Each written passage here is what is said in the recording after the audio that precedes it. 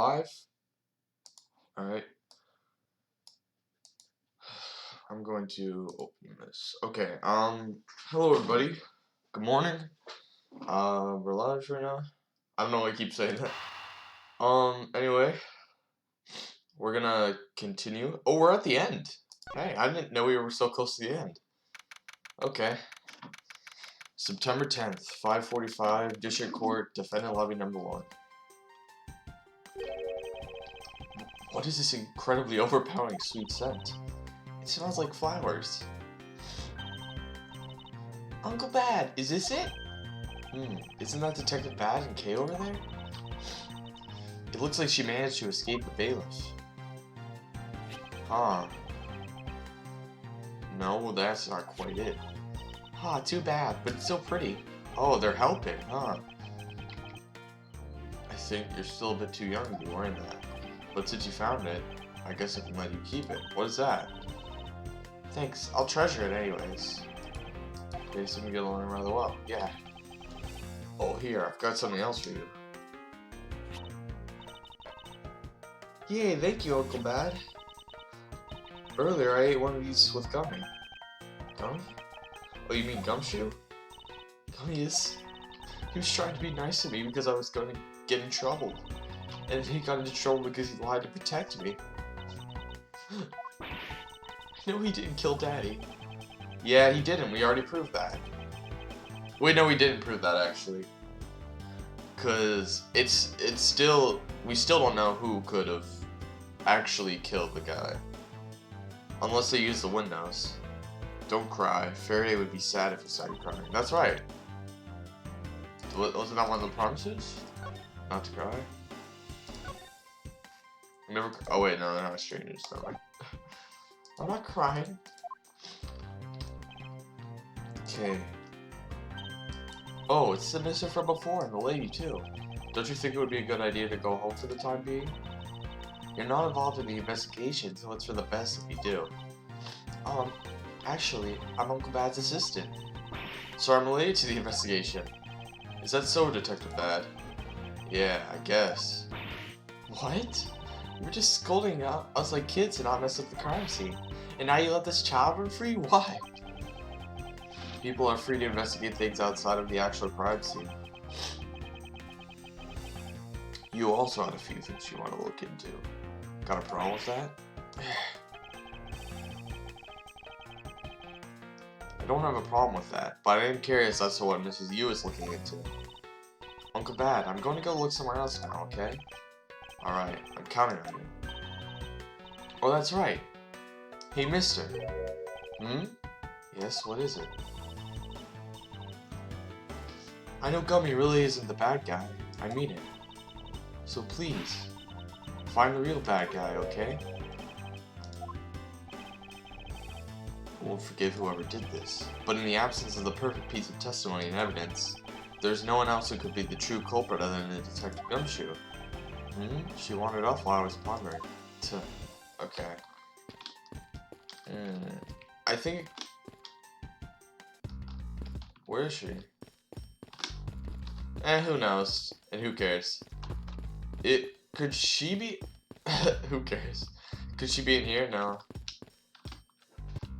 Alright, I think we gotta go... I think we should go 5K. I don't know where she could be. Is she in here? Oh well. Yeah, we don't... I think we should investigate, honestly. Oh, there you are. Oh, sorry, mister. I'm a little busy right now. Doing what? Well, I'm looking for something. Uncle Bad told me to, so that's what I'm gonna do. Okay. Alright. Yes, agreed. Alright, so, yeah, we shouldn't talk to her. Alright, let's go here.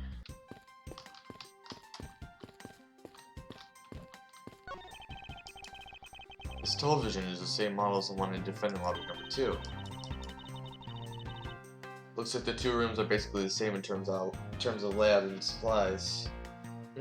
That's interesting. Okay, I don't have my notes with me.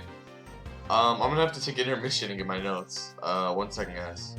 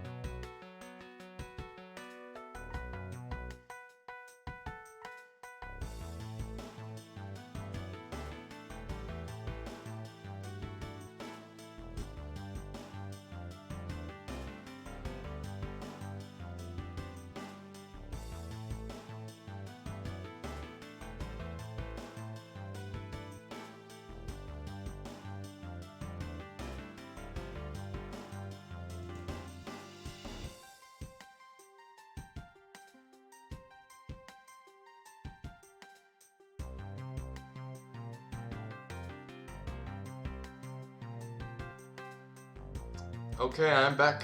I am back. Alright. Okay. Okay, let me see here. Sorry.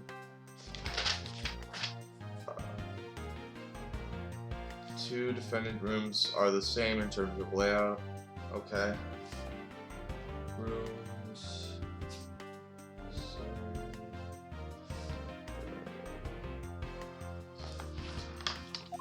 Yes. The two rooms are basically the same, huh? Alright. Then this one is locked.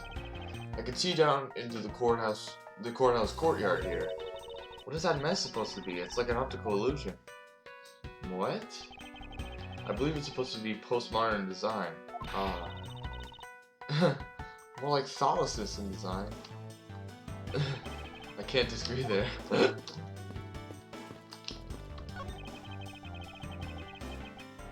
One of the windows in this lobby is open as well. The air conditioner is working just fine in this room, so why did they open it, I wonder? That is very strange, honestly, right? Oh, shoot. Okay.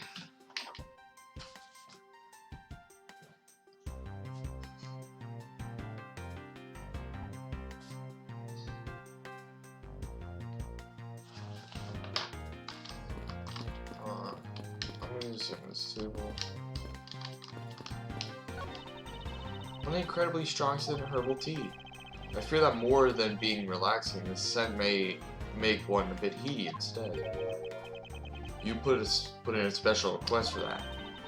No wonder she's so violent. If she's been drinking this stuff the whole time. Huh. Okay.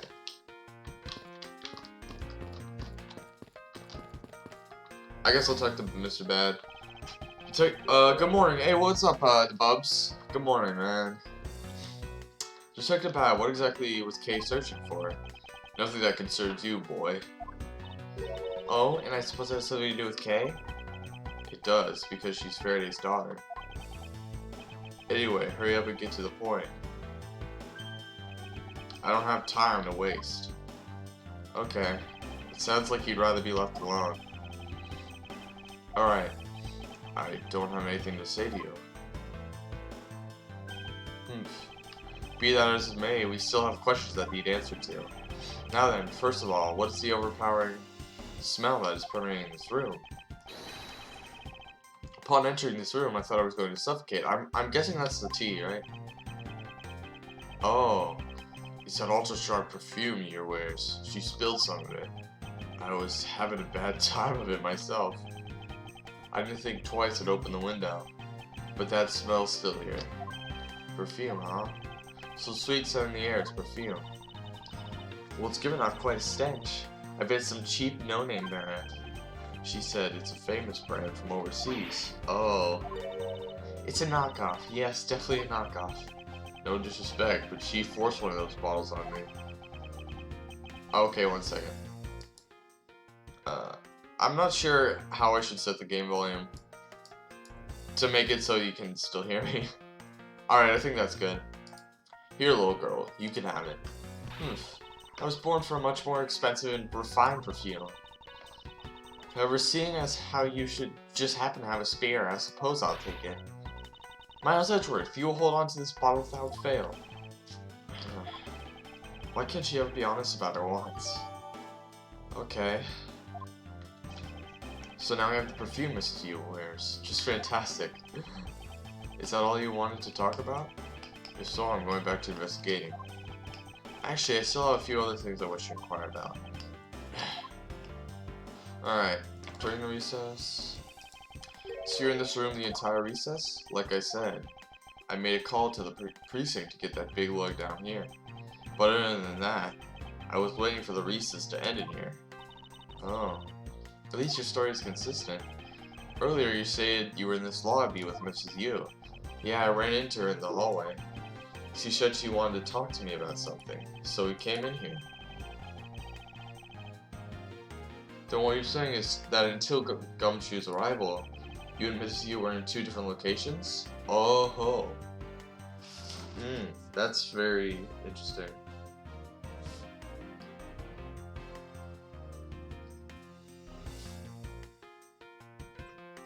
Okay. You...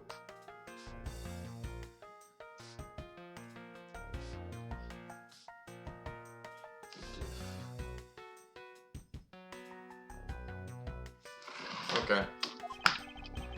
Guess I am. Interesting.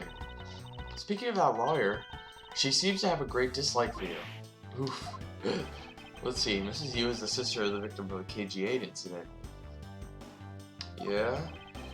And as I recall, Detective Bad was the lead detective on that case, so they were probably talking about that, right? I wonder if the reason for her disdain isn't simply because he failed to guard Cece. Oh, but because you were the lead detective on the case. You knew? I also know that today's trial involving the Carhopian Embassy staff member is being referred to as the second KG-8 incident. Now then, Detective, I believe it's time you were honest with me and told me the truth behind your relationship with Mrs. Yu and Mr. Faraday and the KG-8 incident. Alright. If you already know that much, I guess it'd be alright to tell you. Alright. Now then, I'd like to ask you a few questions about the KG-8 incident. It's not exactly a happy story, other than the people who are directly involved. You two will be the first to hear what I'm about to tell. Oh. The honest truth behind the KG-8 incident. Okay. Faraday, you and I. Okay. As you already know, we three were involved with the KG-8 incident. Faraday and I, we were on the trail of a smuggling ring. Okay.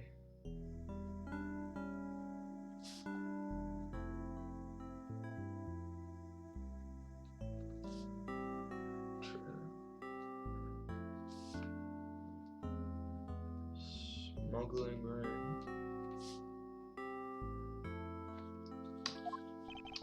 You mean that the smuggling case involving one of the Amana Group's secretaries? That trial was just a front. A facade? Yeah. But the case became more tainted, all because the witness who was going to testify was murdered. Yeah. About the Amana Group's ties to the smuggling ring, CCU was killed. Okay. Then what became of the secretary who was arrested? His name was Colin Deveray. Yeah.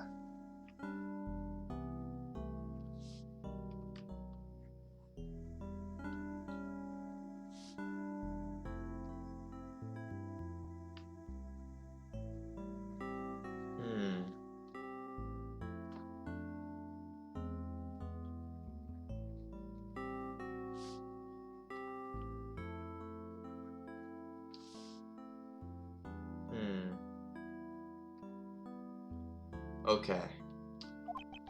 To be honest, the guy didn't know a thing about the smuggling ring. But he confessed to knowing about it anyway. Deveroy was probably being intimidated by the big boss man. Just another scapegoat. Yeah. Isn't that, Ernest? Yeah. Ernest Amano. That can't be right. It's probably just Detective Bad's personal hypothesis. What is he trying to do? Suspecting Mr. Amano of being involved with smuggling? I suppose it would have been quite difficult to secure an acquittal after he confessed. But the man who killed CCU, Manny Kochan, was a completely different person. But since he's already been acquitted once of a murder... Mr. Faraday, how could you have let him go? If I remember correctly, I heard that Mr. Faraday had an important piece of evidence stolen from him. Yeah. That wasn't Faraday's fault. It was mine. I wasn't vigilant enough. Faraday, Cece, I was supposed to protect them both. Miss Yu did mention that as well, about how Detective Bad was supposed to guard her sister. But even I, who was supposed to protect them, I fell into their trap. What kind of trap? The holes in this jacket are a testament to that trap. Oh. Wow. You fired upon a lot. Oh, okay. Only about half of these are from that case, but the reason I continue to wear this jacket is to remind myself of the lessons I learned from the KGA incident. I see. I couldn't protect CCU, and the suspect was found not guilty. We had hit a brick wall, as far as the law was concerned. And that's when she came into the courtroom, the victim's sister. That's when I first met Callisto Yu. Ah, okay. What's your relationship to you? Okay, about when you first met Mrs. Yu. It was on the day the verdict of the KG8 incident was handed down, was it not? Yes, Faraday and I. We apologized to her from the bottom of our hearts. It was all we could do, but just saying you're sorry won't bring my sister back, she said. And then she gave me a hard slap across the face. Well, she certainly had a lot of self-control to stop at just a slap. Yeah. You would have whipped him. If it was me, not even 100 lashes would have been punishment enough. I suppose not. You said it herself. That she never wanted to see either of us ever again. But after that, you've seen her many times over, correct? Yeah, Faraday and I, even after the KG8 incident had come to a close, we continued the hunt on the smuggling ring and got involved in a variety of cases. But it was no use. We cracked so many different cases. But the result was always the same. We couldn't find the real mastermind behind the ring. Is the ring really that big? It was in the pursuit of the ring that we met you once again. It was during another trial, related to the smuggling ring. Faraday was the prosecutor, and I, as the lead detective, took to the witness stand. She appeared out of the blue as a defense attorney.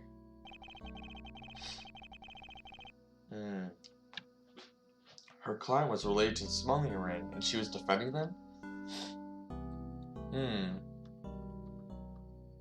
One second.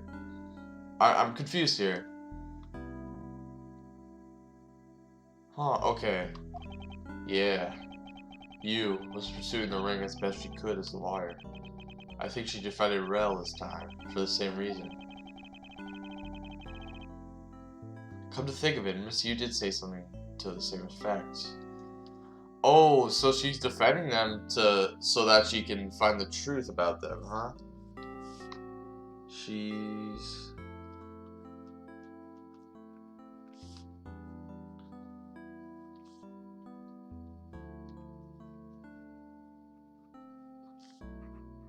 Interesting, okay.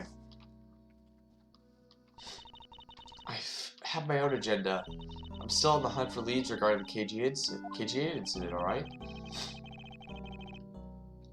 And for that, you have not a single qualm about defending a known killer? When you confiscate your bomb? My god. Okay. Don't put words in my mouth. I said no such thing. The only way I had to get close to Mr. L was to be his lawyer.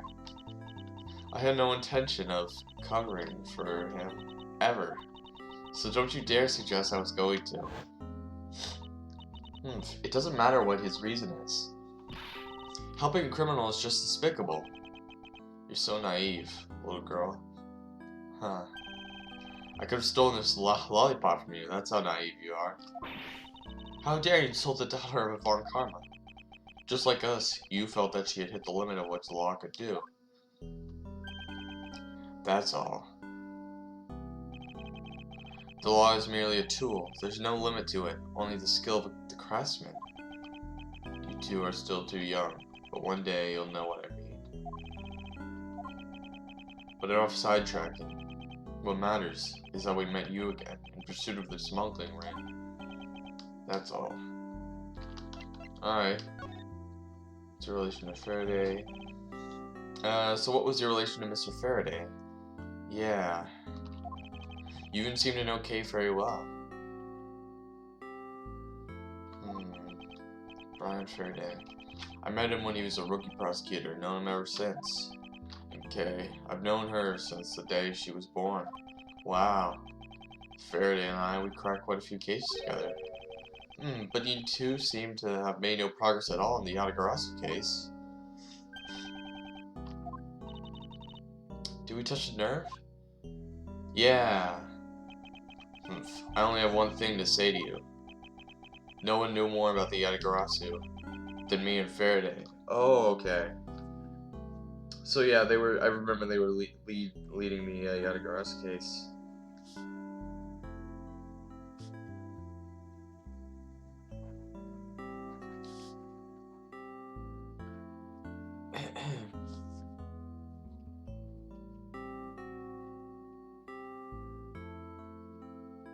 Okay.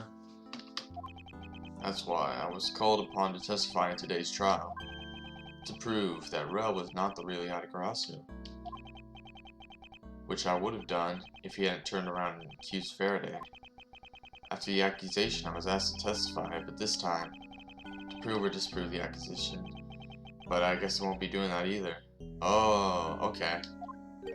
I sense that there's more to that statement than meets the eye. Perhaps a bit more digging into the Yatagarasu is what's necessary. Okay. You claim to know much about the Yatagarasu. Would you care to share what you know with me? What you choose to be looking for right now is proof of murderous intent towards Faraday and Rao. I agree, which is exactly why I'm asking about the Yatagarasu. What? The KG8 incident and the second KG8 incident, both of these cases are tied to the smuggling ring. Right, okay.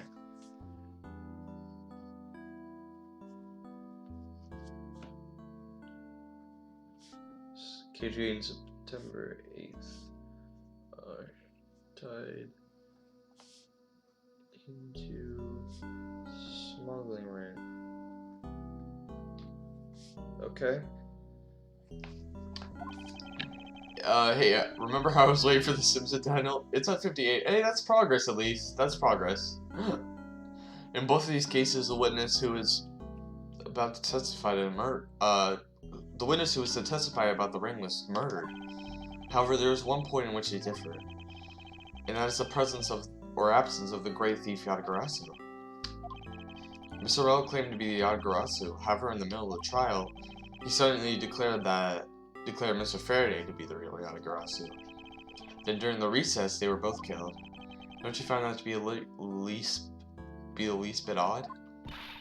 Miles Edgeworth, stop beating around the bush and just spit it out already.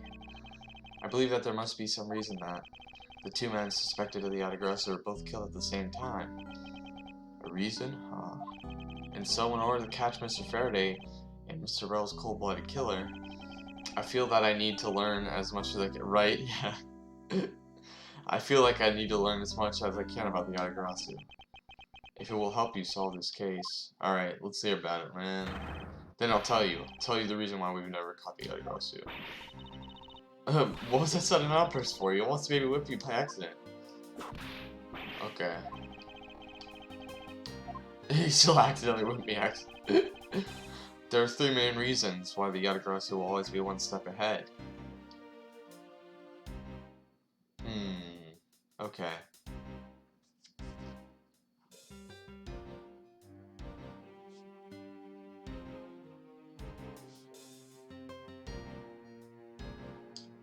Alright, let's hear it. First, the Yatagarasu always knows the exact location of the target object. Okay.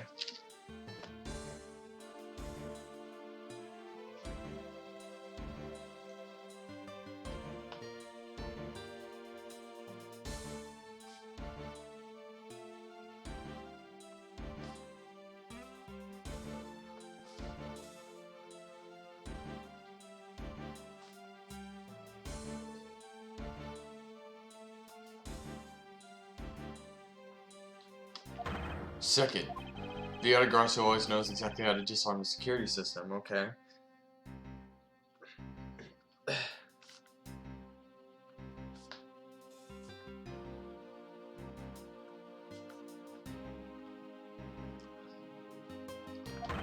Third, the Yatagarasu doesn't leave a single shred of evidence behind, ever.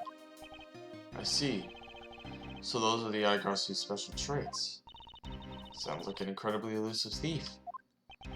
The Yatagarasu has never been caught on tape. Okay, so they've never left evidence behind.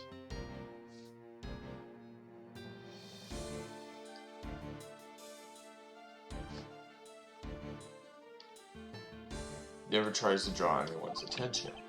It would never do something, as lowbrows commit murder. True.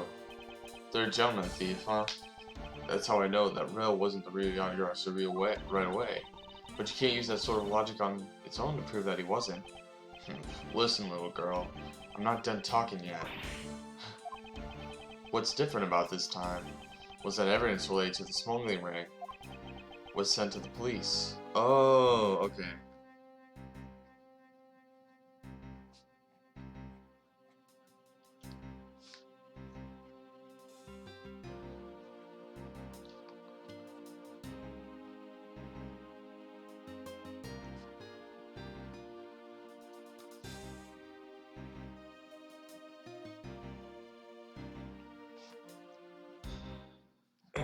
Evidence about smuggling was sent to... Okay. And the sender was none other than the one who infiltrated the Kotopian embassy. The Yatagarasu. Huh. Oh, wait, is that... So that was the missing evidence, wasn't it? The Yatagarasu sent the evidence? Until now, the Yatagarasu would always publicize any corrupt dealings through the mass media. But not this time. The evidence this time was something only Faraday and I, and a select few others knew about. In that case, how can you be so sure that it was the Yatagarasu who sent it? That's easy. A special card that only the Yatagarasu uses was attached. That's how I can be so sure. And just sort of, what sort of card is it? Here, take a look at this article. Whenever the Yatagarasu wants to publicize something, a white card is sent along with the stolen information. But when we questioned Rel about what was sent along with the white card, Rel had no idea what it was. Ah, and that's how Detective Bad knew that Mr. Rel was a phony. Thank you very much. I have a much better understanding of the Yatagarasu now.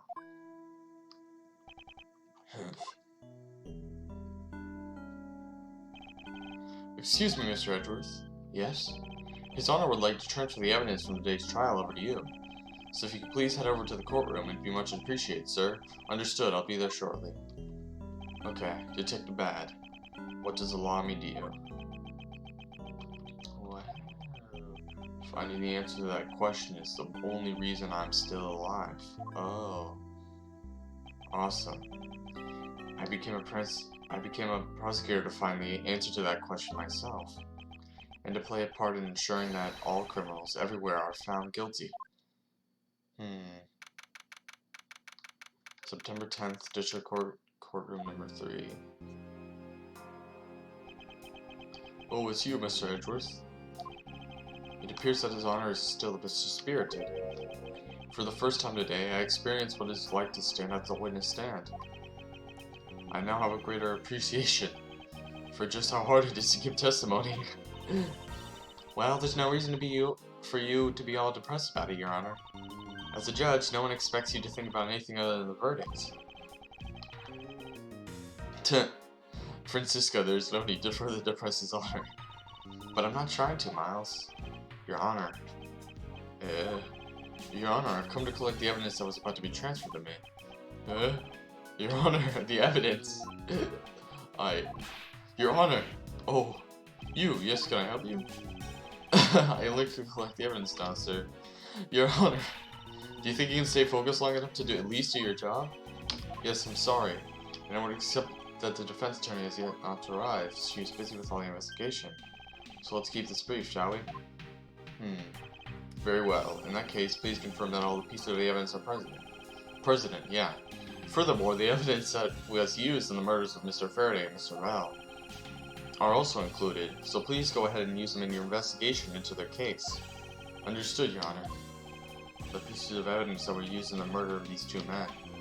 This could be a very good chance for me to find new leads regarding their case, and maybe even something that will finally lead me to the truth. I've placed all the evidence over at the prosecutor's bench for you. I see. Thank you very much. I will go and confirm that they are all accounted for.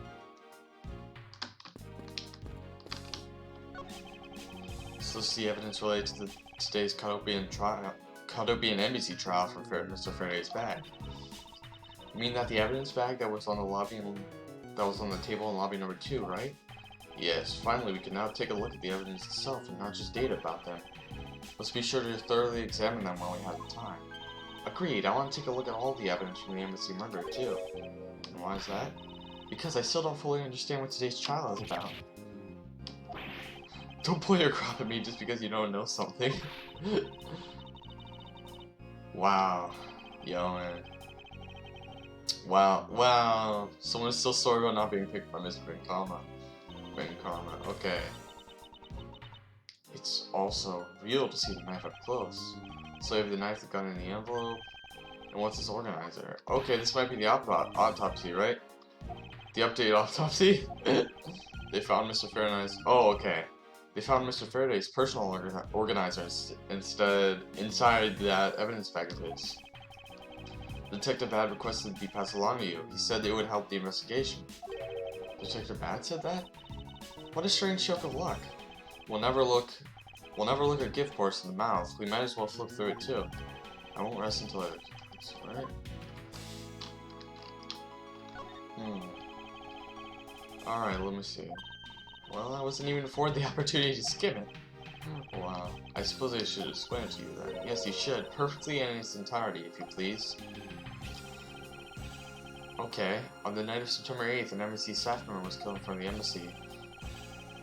The staff member died of shock during being shot in the heart. Mackerel was brought in the night as a suspect and thoroughly questioned, because a murder weapon was found on him, for which he was arrested on the spot. A simpleton of a man, that's what he was. Perhaps he was, for the weapon wasn't the only incriminating evidence he had. Mr. L was caught in the act on film by a security camera.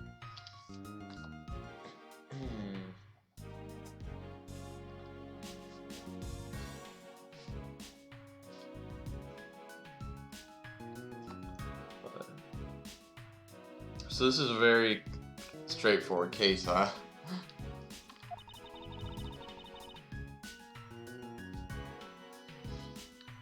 He was an even bigger simpleton than I thought. I can't believe he didn't notice the security camera. The Conopian Embassy security system is supposedly very well designed. He may have simply not been aware that there was a camera in the area. So have you seen the contents of the video for yourself? Yeah.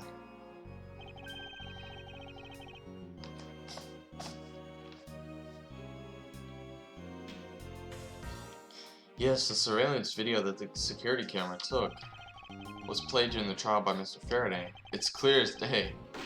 You can clearly identify Mr. Rella on it. Even the sound of the gunshot was crystal clear. So the footage includes sound, huh? I don't think I'd ever want to see the moment of someone's death in real life. Oh, me neither. Yeah. You're not that sadistic. I'm sorry. I just kinda... never mind. It's a knife that was used to kill Mr. Faraday. Who would have thought that such a beautiful piece of art could be used for such a cruel act? And it's never crossed your mind that you use your writing crop for the wrong purpose? True. Okay. Mr. Faraday's organizer, it appears he was in the habit of using it. It looks like he wrote in a strategy for getting Mr. Rell convicted down in here.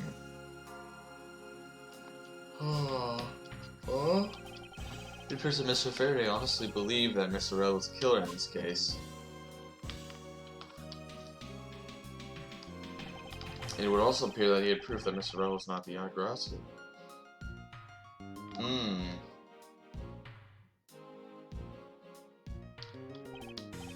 he's apparently also had a very definitive piece of evidence. Wow. Okay, so he was gonna prove who the real Yatagarasu was, right?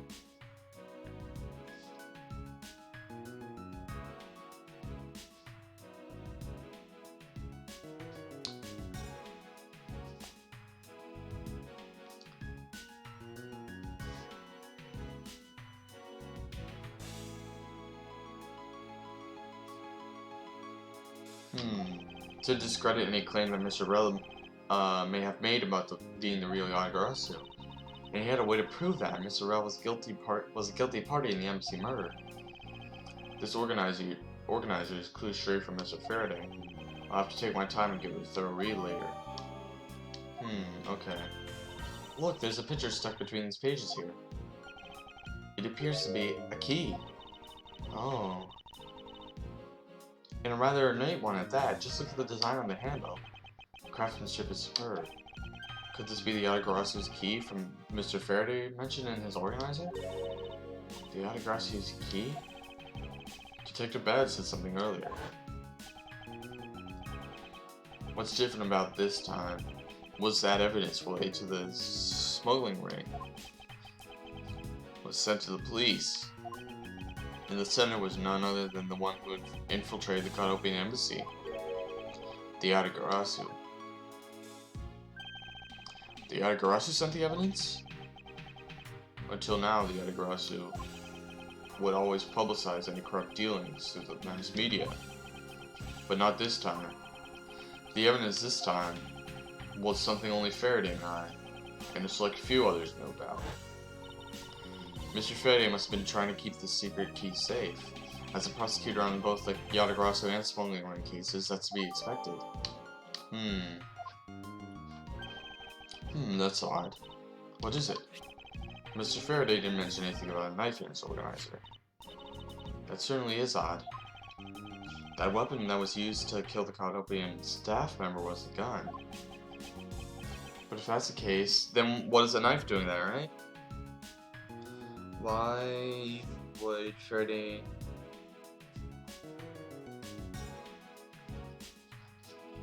need a knife in... Okay. Then where did this knife that was used to murder Mr. Faraday come from? Isn't it obvious? It was brought into the courthouse by Mr. Rao. That's the only logical conclusion, right? No, because it's not that easy to smuggle a weapon like that. Every person who enters the courthouse door is checked thoroughly for contraband. Furthermore, the subject was handcuffed, making it impossible for him to bring a knife as large as this inside. In that case, how do you suppose that this knife ended up inside the courthouse? I need to think carefully here. There's nothing related to the knife found anywhere in Mr. Faraday's organizer.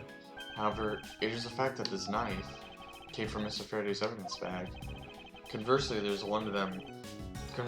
is one item listed in Mr. Faraday's organizer that no one has claimed to see today. Hold on.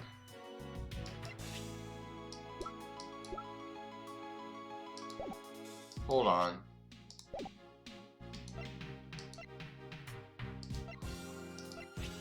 Let me see here. I should be able to prove that he was the one. The sound of his handgun going off. Prove he's phony. No one's claimed to have the surveillance video, right? I believe I will need to take another good look at the evidence. Miles Edgeworth, can I take the fact that you have not yet to answer me to mean that you don't have the answer for me? Actually, I do know the answer, Francisca. What? And what is it? The bag, right?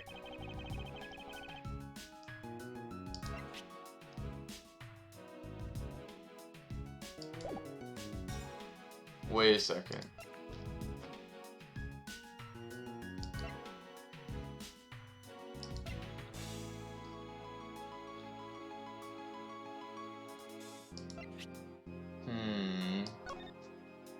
Let me check this here. This pen. It seems like Mr. Faraday was in the habit of using very nice fountain pens. Really? Because my papa used fountain pens that are much nicer. Yeah. Wow, okay.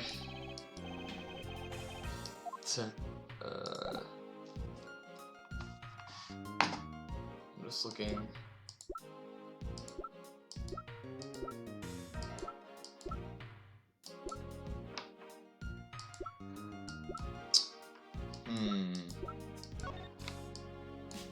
Nothing interesting about it.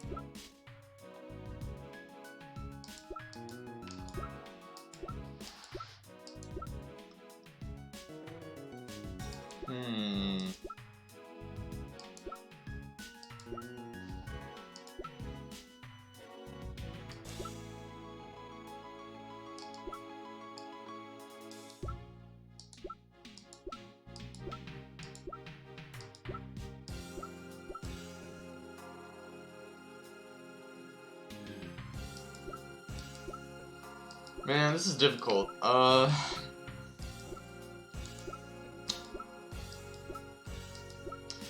Okay, let me think about this. How could have somebody smuggled some evidence into the courtroom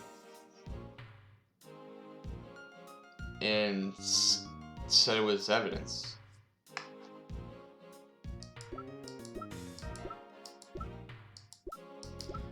The blood of the victim?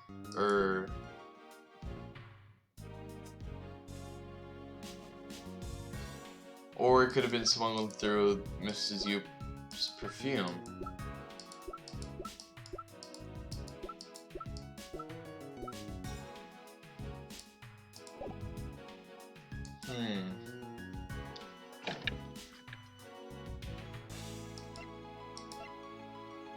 No one's claimed to know anything about?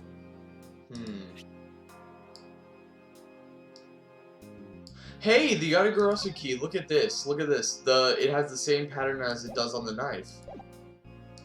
Look at this. Wait, no. Am I stupid? I think there is a similarity there.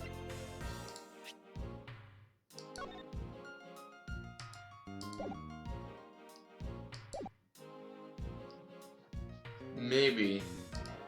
I don't know. It's Yatagarasu's key, Mr. Faraday mentioned. Okay, thank you. Thank you for that. Thank you for confirming my genius. This Yatagarasu's key, Mr. Faraday mentioned to his organizer. This is how the knife was brought into the courthouse. Yeah. It has an odd kind of pattern. Yeah.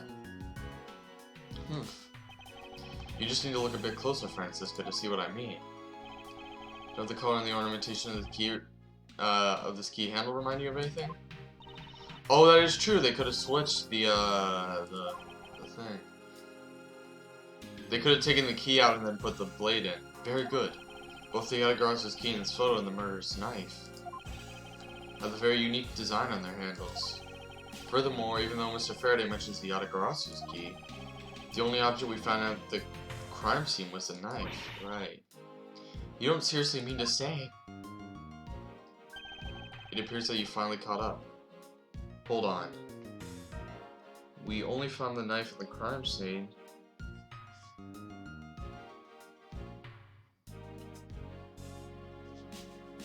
Oh! That, he had the knife?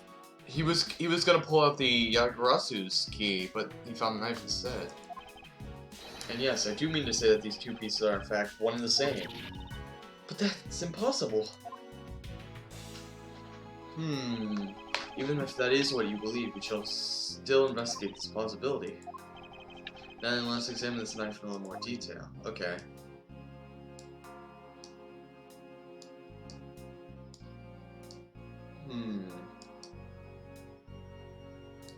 Blood, obviously.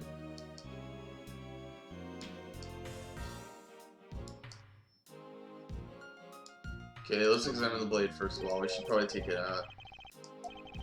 The handle of the blade itself both have beautiful designs worked into them. Look, there's even a flower-shaped design in the gold section here. If this hadn't been used as a tool for murder, I want it for myself. She seems to be drawn to the embellishments. Too bad this isn't mine to give. Okay. How do I guess the blood? Alright. I can't really... Alright, let me just try and... This is so annoying, I hate this. Oh shoot, oh god, oh god. Let's see how much I messed up my... Sorry guys. I messed up my, my screen here. I gotta fix that. Sorry.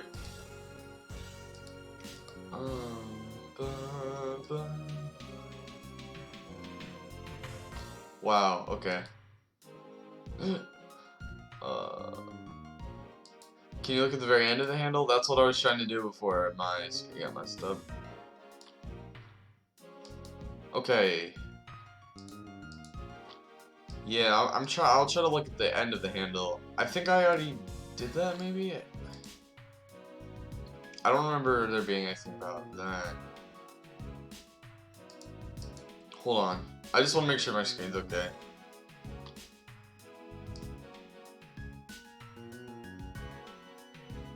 Alright, I think that seems good. Yeah, that seems alright. Okay. Alright, let's look at the end of the handle.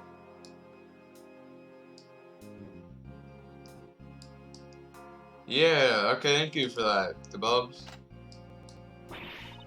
Yeah, I'm sorry if it keeps like pausing like that and stuttering. That's because I'm trying to move it around. Okay, I can't believe it turned out to be a key. To think there was such a trick to this thing. Oh. So the weapon used to kill Mr. Faraday is actually the key that the Autograssi stole. This piece of information is more critical than anything we've learned up till now.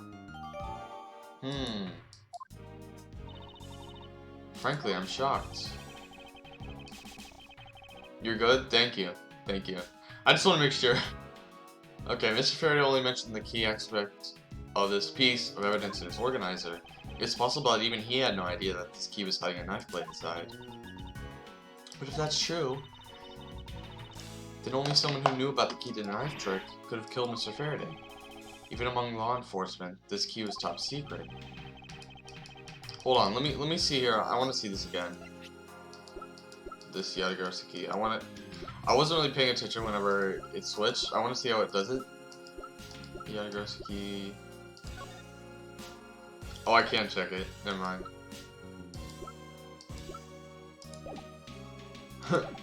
Okay. Meaning that the only person that it could be is the one who sent the key in the first place. Hold on, let me look back on this.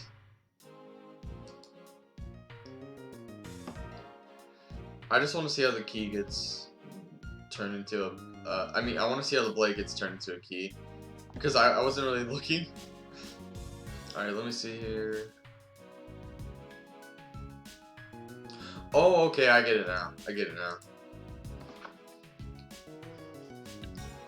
Meaning that the only person who it could be is the one who sent the key in the first place.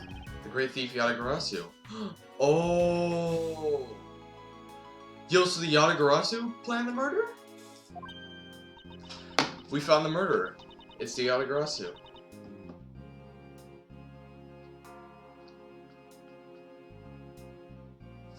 Yatagarasu was the killer. Then maybe Mr. Rel really was the Yatagarasu. And he was the one who killed Mr. Faraday. Isn't that one possible scenario? No, not really, especially since Mr. Faraday was absolutely convinced that Mr. Rel was not the Yatagarasu.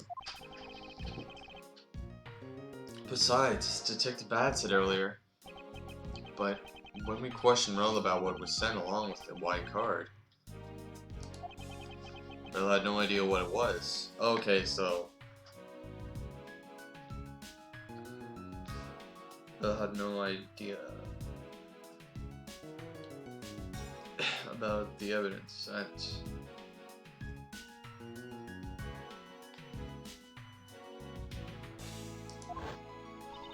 I see. Alright then, I guess the person who knows the trick behind this key is someone else, and that person is the real Yatagarasu. It seemed that this key is truly the key to solving this case. Hey. Okay.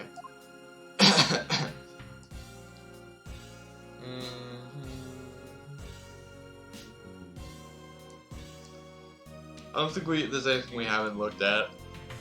Is there anything we haven't checked? There's the gun, obviously, but that's not important. That's not important. This gun was originally used to kill Kanopi and Embassy staff member. When the crime was reported, the responding police found Mr. Rel still holding it, which led to his immediate arrest. And then this gun took the original shooter's life. How ironic. Indeed. There doesn't seem to be anything we can learn from this piece of evidence. That's odd. We're short one piece of evidence. And the piece that's missing is the surveillance video that was played in court. The surveillance video? How could a piece of evidence just disappear? Where did it go? The video showing the moment in which Mr. Rel committed the murder. Where could it have gone indeed? Are you done with your inspection of the evidence? Yes, I'm finished. However, Your Honor, I am missing a single piece of prosecutorial evidence. Yeah, the videotape, right? Your Honor, were you derelict in your duties? What? No, I dare not look my duty. What do you take me for? No, Your Honor. The most important piece of evidence in today's trial. The surveillance video is not amongst the evidence you laid out for me. But I brought Mr. Faraday's whole bag with me from the crime scene. Okay. Weird. The surveillance video is missing?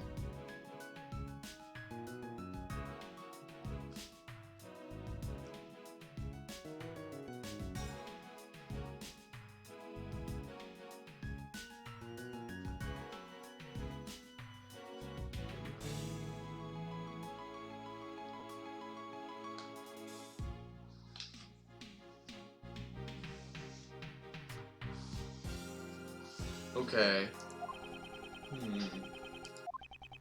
There's something wrong here. Something about this missing piece of evidence. It would appear that for me to find the answers I seek, I will have to pay another visit to the scene of crime to find lobby number 2. Hello there. Oh, is that Shifu? Is that Shifu? Or Inspector Lang? Or let's see here. That's the young guy. That's him young. That's Detective Bad. But who is he with? I've never seen that officer before. So did you find it? No, not yet. I've looked everywhere. I see. Well then, please continue with the search. Search. Understood. I'll continue the search. Heh. So you're the one running the show. Prosecutors like you shouldn't even be allowed at crime scenes. How dare you? Just who do you think you are? Yeah, that's Shifu.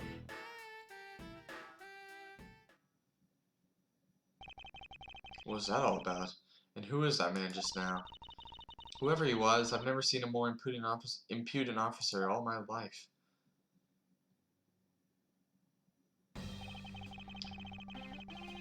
Does he even know that we're standing right here behind him? I know you're standing right behind me. What do you want, kids? It looks like you were paying attention after all. Of course I was. I have eyes in the back of my head. Ah, so the mirror isn't just for vanity's sake. It's for him to keep an eye out on who or what is behind him at all times. So tell me, Detective Bad, who is that rude man just now? The guy came here from the book of Zhang Fa to study. He's Agent Lang. Yep, that's who I thought. Okay.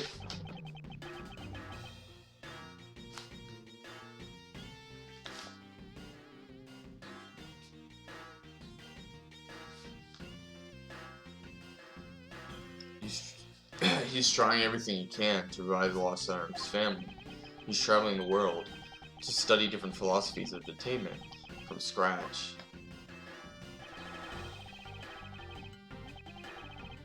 By visiting various police departments around the world, he has a lot of dedication. He's still a rookie cop, but he sends a strong grudge of some sort from him. The guy's more useful than Gumshoe, even if he's rude. Well, he sure has a lot of guts to come to this country and give prosecutors a hard time. I agree, however, I can think of one young lady that statement also applies to.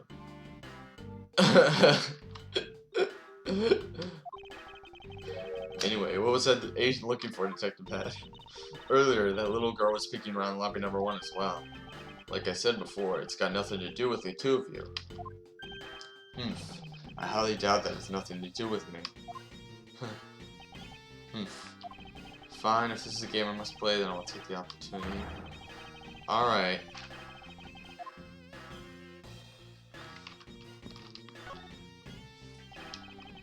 Alright, earlier you were number 1, and now you're number 2, you're quite the busy man, Detective Bad.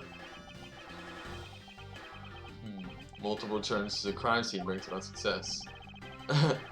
Yeah, except when it's the killer who returns to the crime scene. I see, in that case, you wouldn't mind if I asked about what happened again, correct? I don't have anything left to say to you, boy. Boy, you'll see, I will draw an answer from you one way or another. Would it kill you to help us even a tiny bit in our investigation? I gave Faraday's notebook to the judge earlier. That's help enough, don't you think?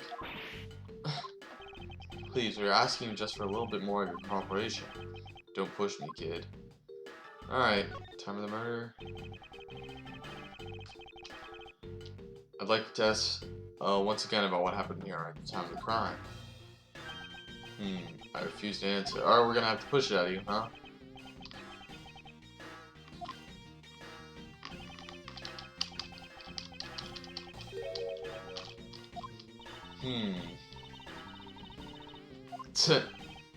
You should. Yeah, you can push something about it. The key to getting some answers, yep. Right here. Detective Bad. Oh, I paused the game. Shit. Did you know of the existence of this item in this photograph? Of course I did. It's my job to know everything related to the key Yatagarasu case. In that case, let me ask you something. Did you know that the knife that killed Mr. Faraday and the Yatagarasu's key are one and the same? Be right back. Alright. What? That's impossible. Alright, have fun, Bubs. Whatever you're doing. It looks like you didn't know after all. Or stay safe, you know. That piece of evidence, which we call the Yatagarasu's key, is actually a well-camouflaged knife. Mr. Faraday was planning to use this Yatagarasu's key to prove that Mr. Bell was not the real Yatagarasu. Isn't that correct? I guess so. Mr. Faraday had no idea that it was in fact a knife. Yeah, I have to admit, neither one of us knew that fact. And if neither one of us knew, then no one in law enforcement knew either. How did we miss something as big as this? I noticed that since a little while ago you appear to be searching for something. I presume that this key is what you're searching for. Yeah, that's right. And why were you searching for it? Because I promised Faraday. I promised that I'd protect the key with my life. Oh, so that's what he was looking for the whole time. Oh yeah, he is involved in the Yatagarasu case, so it would make sense.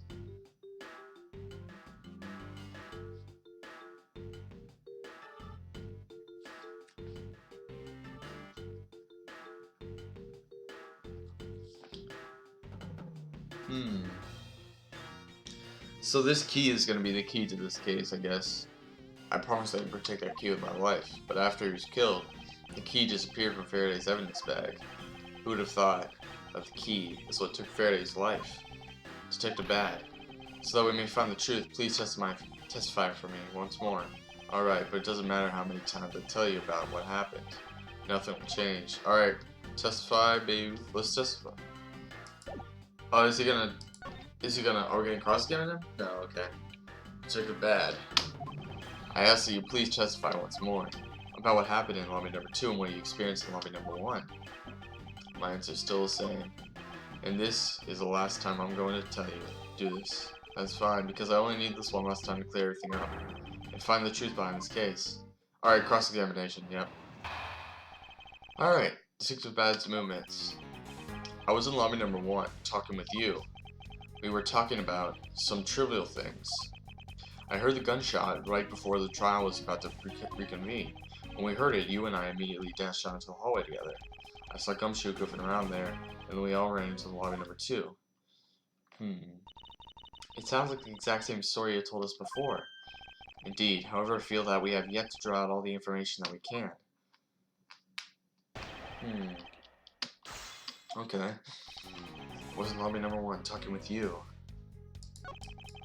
We were talking about some trivial things. What were they talking about? That's something we should know about. I was hoping you could expand on what exactly we were discussing with Mrs. Yu, I'm sorry. Trivial stuff. It was nothing important. That's for me to decide. He's not gonna speak.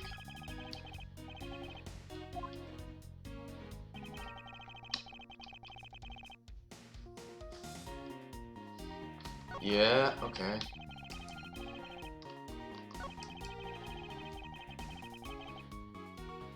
So that proves that... No. I'm just gonna press on everything. Until you heard the gunshot, did you not notice anything else that was out of the ordinary? You could have heard about the balloon. the gunshot Detective Bad heard was really the one from the murder, that would give that other piece of evidence an entirely different meaning. I ask that you please amend your testimony with that statement just now. Sure.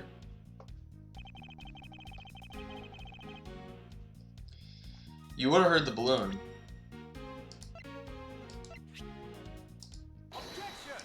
You should have heard it, at least, I think. You could have just been talking a lot. Detective Bag, does this balloon fragment remind you of anything?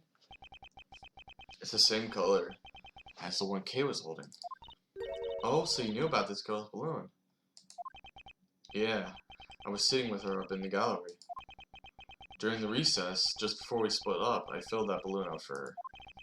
Well, as you may have already surmised, this piece did indeed come from Kay's balloon. So, what about the balloon? I wonder if you might remember hearing this balloon pop at some point. Yeah. What are you getting by? This fragment was found in the hallway, right in front of lobby number 2. Furthermore, it was the sound of this balloon popping that the judge mistook as a gunshot. Oh? So the sound that the judge heard was not actually a gunshot? Ah. On top of that, His Honor said that he heard the balloon pop about 20 minutes before the trial was about to reconvene. Yeah. So you probably weren't in the room at that time.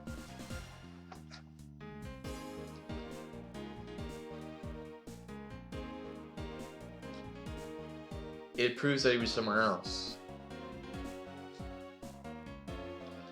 Detective Bad was somewhere else for the first 20 minutes of the recess.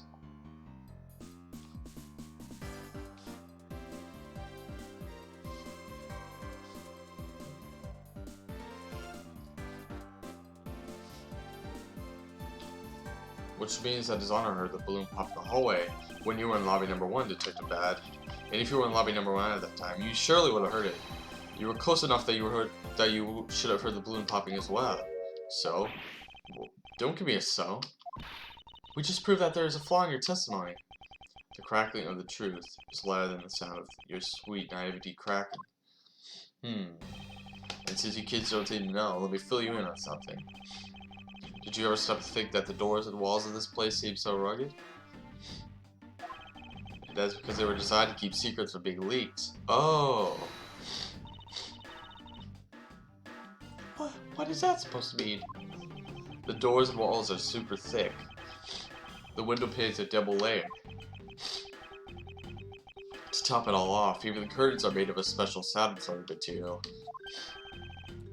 Then you mean?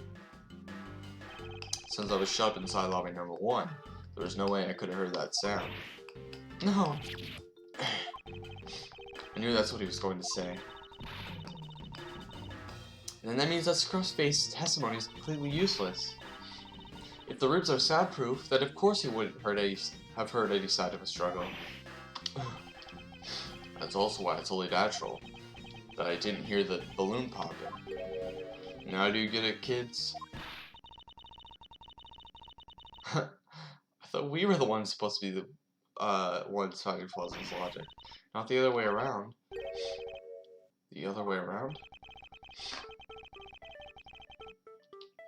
It's not possible to hear the sound of a balloon popping if we're in lobby number 1, but a gunshot, huh?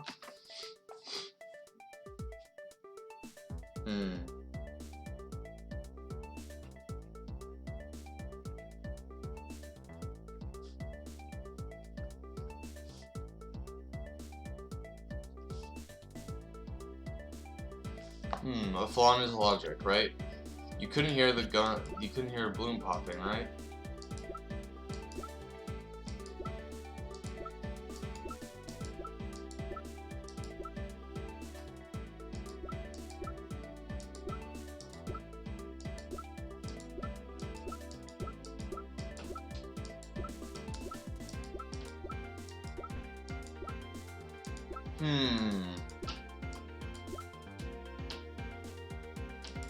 Welcome back. Welcome back. I'm just trying to determine what the flaw in this guy's logic is right now. The bubs. I don't really understand.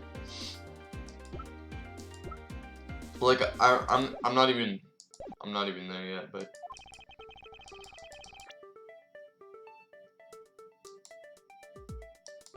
if we examine the situation in reverse, it's possible to hear a gunshot but not a balloon. What? Hey, well, you heard a gunshot, right?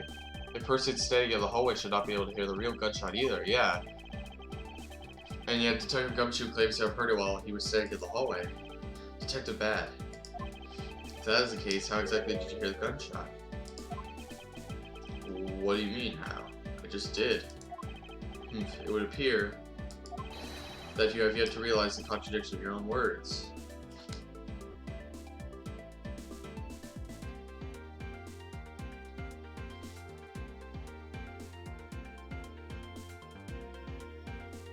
So, Gumshoe heard the gunshot, right? Did he?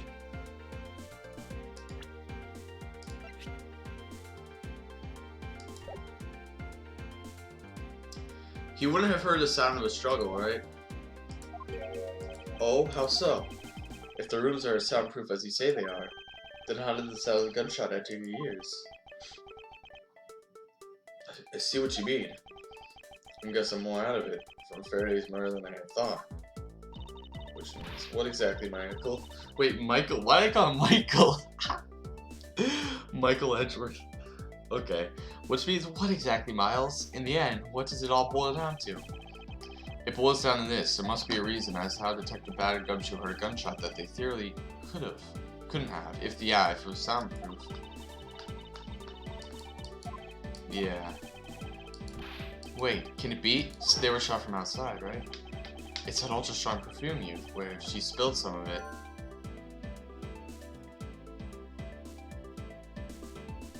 Huh.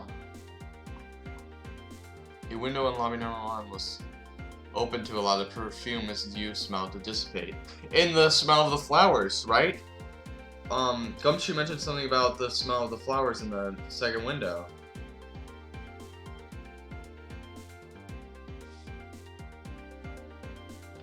The smell of perfume, it's gotta be somewhere with the windows.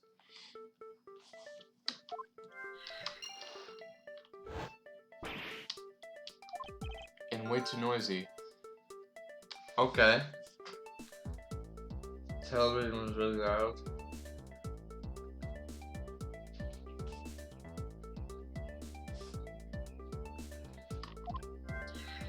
Oh!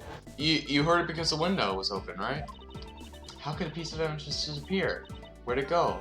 Thrown outside the window, baby.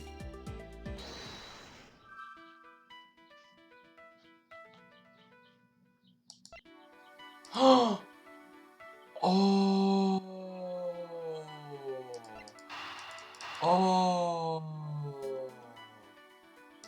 Yeah!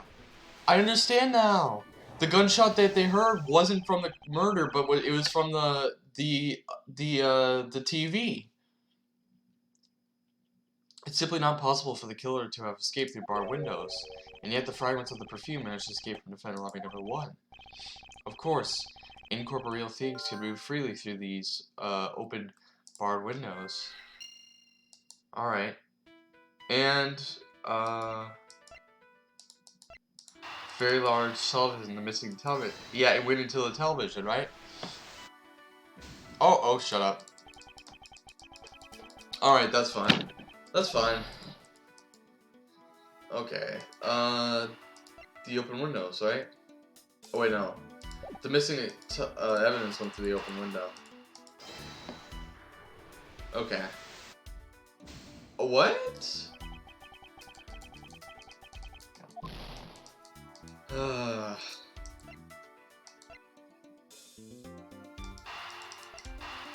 I think it's this.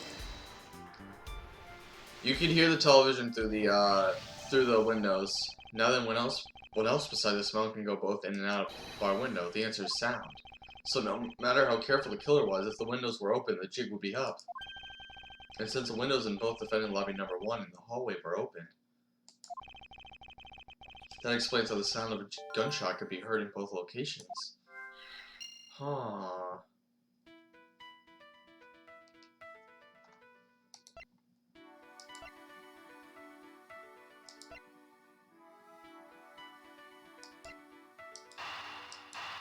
The missing evidence and the fact that the gunshot could be heard. Windows were open so the gunshot could be heard, but where did it come from? They came from the missing evidence, right? Got it. Well, that's obvious, because that's the only piece of evidence left. The missing piece of evidence is the video that shows the moment in which Mr. Rel killed the embassy staff member. The silent gunshot left quite an impression on me when it was played during the trial. So it was the gunshot from the video.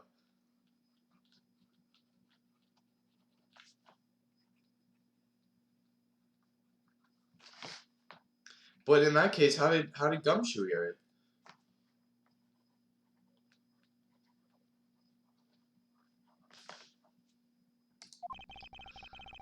The video should have been returned to Mr. Faraday's evidence bag for the recess and brought back here. If it disappeared after that time, then it's possible that the tape is still here in this room. The evidence that the missing evidence created for me is a gunshot sound that no one should have been able to hear in the first place. Ah. Hey. Miles, what have you been thinking about?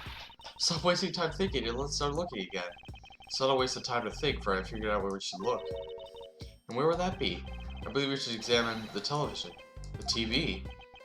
Well, you kids have fun. Go ahead and examine whatever you like. Alright.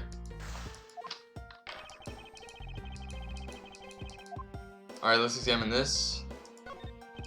It's a video player, and there seems to be a videotape inside. It looks like it. The tape must have stopped on its own when it reached the end. The tape? Could it not be the missing surveillance tape? I suppose, but... Detective Bat, would it be alright with you if I verified the contents of this video? Sure, knock yourself out. Alright, then let's move on and see what we have. If I remember correctly, the footage of Rel killing the embassy staff member should be at about the 30-minute mark from the start of the tape. Understood. Should be about right now. Let's see. Yeah, there it is. This is the footage of Mr. Rel shooting the embassy staff member. I knew it. The missing piece of evidence, the surveillance video, was here all along. This sound. What's the meaning of this? It appears that Detective Bat has figured out the true source of the gunshot he heard. With this, I think we could figure out the trick behind the double murder. So this is how I think it played out. I think Mr. Rel and Mr. Faraday, they were going to discuss. They both had proof on who the real Yatagarasu was. So they were rewinding the tape to talk about it, right? Do you mean that you figured it all out then? Yes, all I have to do now is show what the gunshot Detective Bat and Gumshoe heard was. And through where they heard it from. Alright.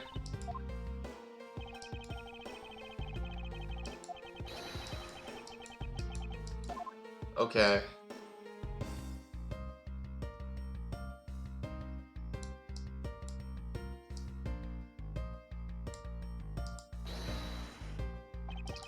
I could deduce that they heard it from the, I'm gonna do, Gumshoe's testimony for this. Oh, never mind. Shut up. Oh, God. Alright, I'm gonna lose if I don't be careful.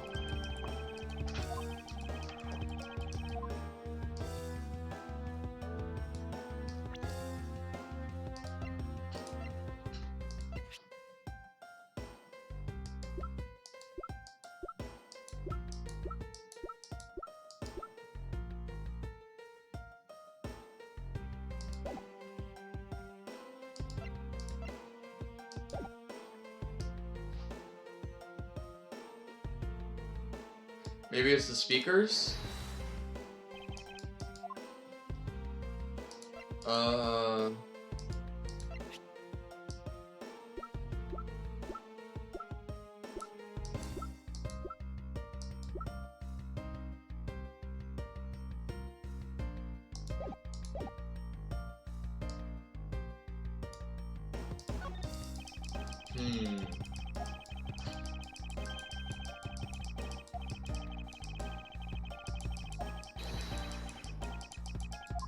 Okay, so maybe it's the windows and I should do the surveillance tape, right?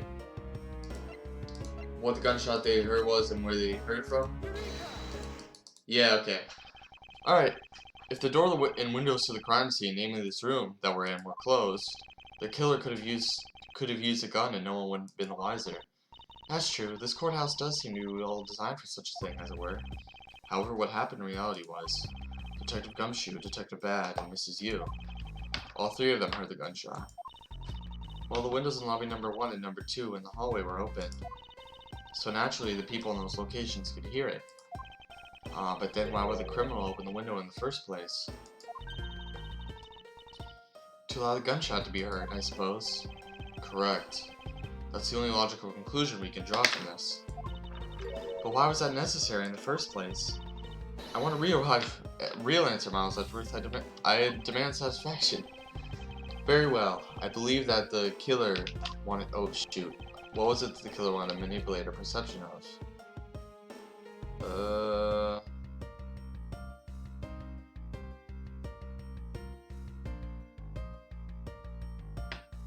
The crime scene.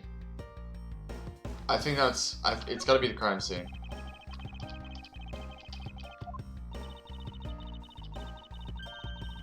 No?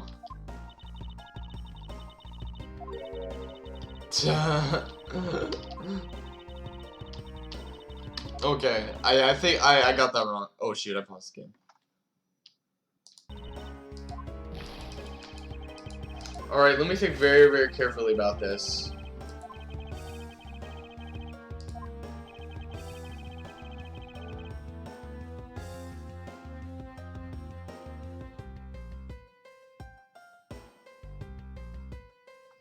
I have to think very, very carefully about this.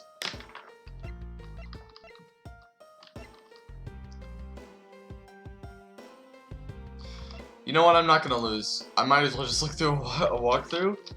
This is the only time I'm using a walkthrough this case. This is the only time I'm using a walkthrough. I just want to make sure I don't mess anything up.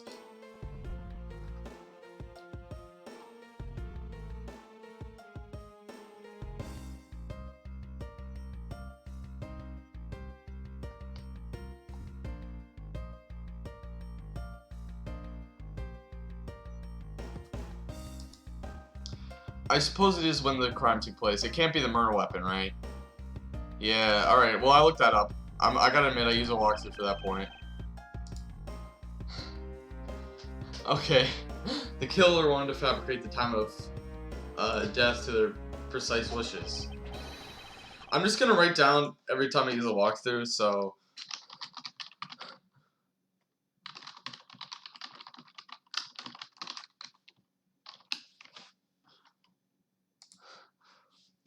number of times walkthroughs are in this case 1. Like, I can't afford to die here, alright? It's okay. And they used a gunshot in the surveillance video to do so. Okay. So that's why the tape was left running. You mean the gunshot I heard was from this video? Oh, so the crime took place even earlier! Yes, which means that the murders really occurred at an earlier time than we thought. It occurred during the first 20 minutes of the recess.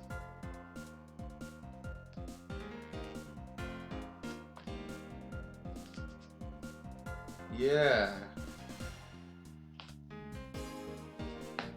The first 20 minutes.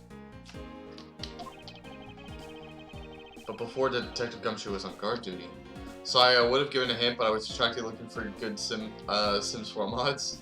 It's okay. Someone who has no alibi for that time period and planned this crime in advance. That person is the real killer. Alright. Hey, let's go. I got half my stuff back. Okay. Mr. Edgeworth. Yes, what is it? Mrs. Yu is asking for you. She's in the courtroom. She says that she's identified the murder, but that she wants to clarify something. It looks like Mrs. Yu is still investigating something. Understood. Please tell her that I will be right over. I'll come along. I want to hear what she has to say. It would appear that the time has come to uncover the truth. Huh. Alright, we're finally getting to the end of this case. Alright, let's save.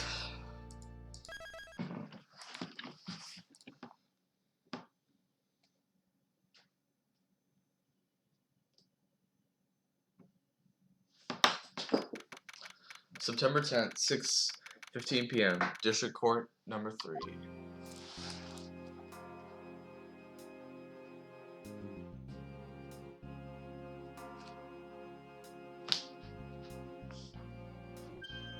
It's Kay. Kay, what are you doing here?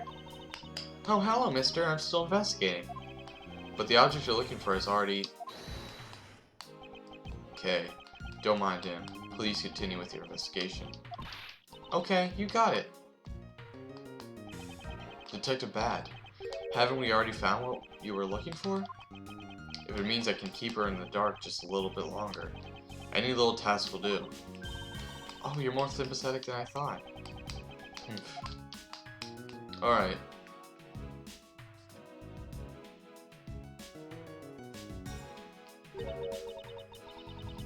I've been waiting for you, Edgeworth. I've also been waiting for the moment in which we can finally lay this case to rest.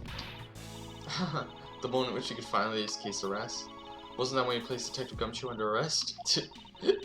I think we've more than solved this case already, don't you? We'll see. It all depends on whether or not your logic holds. Oh, I see we even have a viewer in the gallery. And why even Mr. Biad is here. A viewer in the hall. Biad? Mr. Biad! A viewer in the gallery? I'm hardly just a bystander. I have a duty to see the case through to the end. No matter how it turns out. Oh, is that right? Anyway, I thought you might like to hear what I've slaved away to find out. I've taken some statements on every single person's movements during the time when our suspect was in the hallway. I also confirmed that there is no possible route of escape from lobby number 2. Therefore, the killer must be, without a doubt, be Detective Gumshoe. And that's all you have? Yeah, that's all there is to my conclusion. In this case. Sorry, but I beg to differ. In a trial, there's always time for a rebuttal, and we are standing in a court of law. It'd be more than appropriate to follow the rules of course in this case, don't you think? I'm absolutely like a rookie to think just a thing. But alright, I'll play along and give you a proper testimony. If my logic is correct, then I've already won. All I have to do now is to prove it by showing who the real killer is. Okay. Mr. Yu's argument. Everyone, without the suspect, has an alibi for when the gun went off. Furthermore, the areas around the crime scene have all been thoroughly investigated, right? I also confirm that there is no possible escape route from lobby number 2. Alright. Yeah, that is true. There is no possible escape route. But there is still a way you can fabricate the murder, right?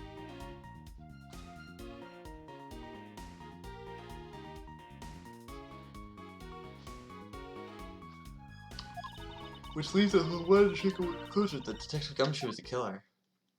Alright. Now that you have your testimony, I expect a good rebuttal, Edgeworth. But of course. Alright, I should instead focus on drawing out any trump cards she has up her sleeve.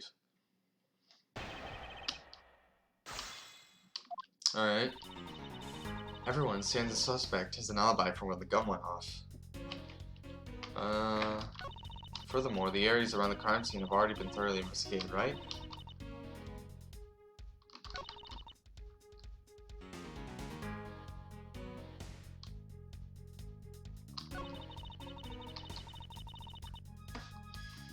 I'm gonna press on that.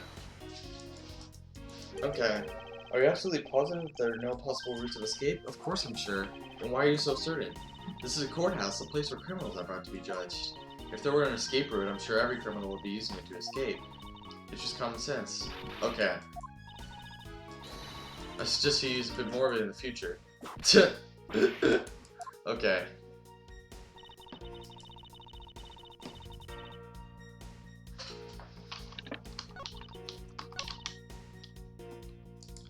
I'm gonna press on that. Whether they have been thoroughly investigated or not is for me to decide. The scrunched eyebrows and the line of your forehead are back. Anyway, even if you believe it hasn't been exhausted, the crime scene, lobby number 2, has no way out other than the hallway Detective Gumshoe is standing in. And because he claimed to be there, that makes him the only possible suspect. But it is also possible that someone escaped through the window and into the garden? That's the first place everyone looks, silly. The police aren't a bunch of lazy bums. They looked into every possibility, you know? Isn't that right, Mr. Bad? Yeah. There wasn't a scrap of evidence to suggest someone used one of the windows. There also weren't any footprints or anything in the courtyard garden. Okay.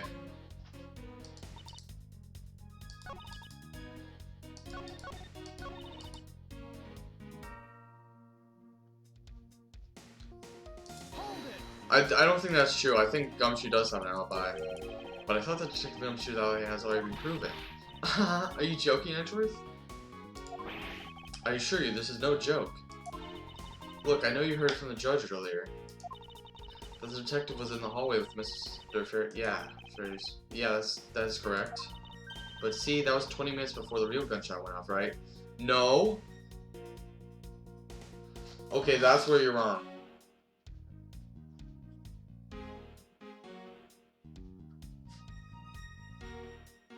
What do you mean the fake gunshot?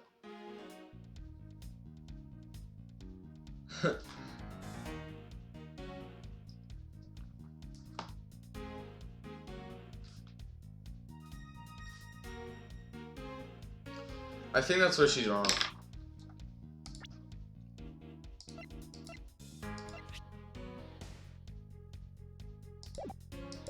Yeah. And the problem is, there's no one else who can corroborate with what he did before speaking. Okay.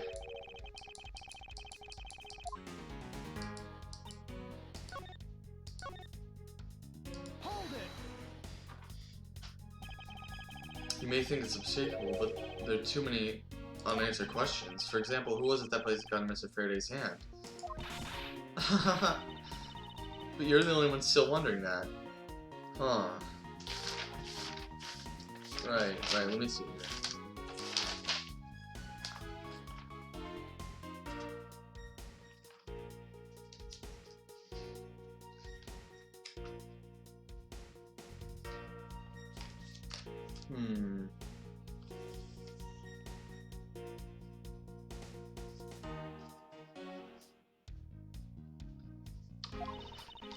Detective Gumshoe probably had no idea which hand Mr. Faraday used to write with.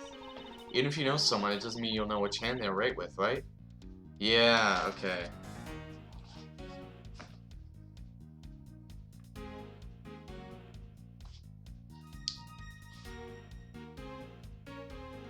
So, put it in the wrong hand. Okay, doesn't mean you'll know what hand they write with. I think Gumshoe did know what hand they wrote with, though, right?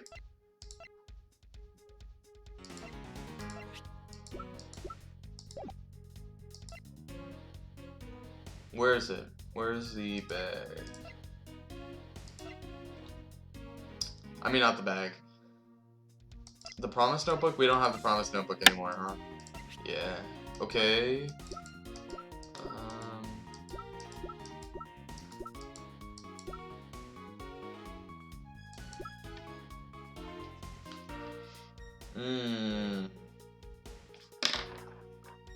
So yeah, I guess that there's no contradiction there. I mean, I certainly don't care about that sort of thing.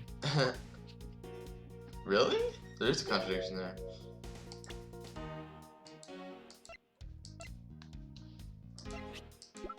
Okay. Oh yeah, we do have the Promise Notebook, okay.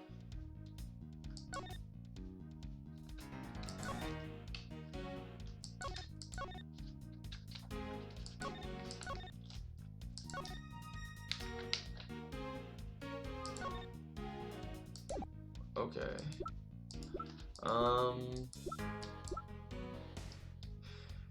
Actually, hold on here. We have Detective Gumshoe's fingerprints. If he put the gun in his hand, his fingerprints would have been on the gun, right? Clearly.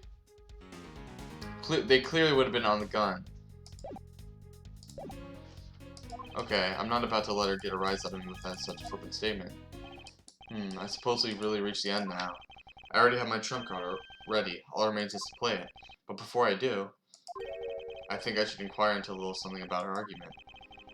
You said earlier that you confirmed the alibis of every other person other than the suspect. However, I don't recall either Francisca or myself speaking with you about the subject. Ah, but there was witnesses for you. There's your mentor who gave you an alibi. I see. As for the little missy, she came to the courthouse during the recess and was stopped by a security guard at the door to the hallway. She gave him quite a whipping for that, or so I heard. I'm the daughter of Manfred von Karma, and I will not be forcibly stopped by a guard or a bailiff or anyone else. Wait, so basically the only reason Francisca bothered to show up today was because she found out that I was to be there.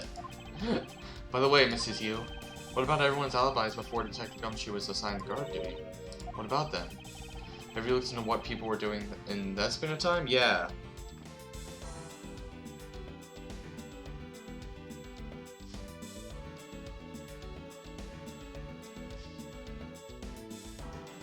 What was everyone doing in the first 20 minutes? What kind of idiot do you take me for? It doesn't matter when the killer went into lobby number 2. From the time we heard the gunshot, it doesn't matter. It doesn't.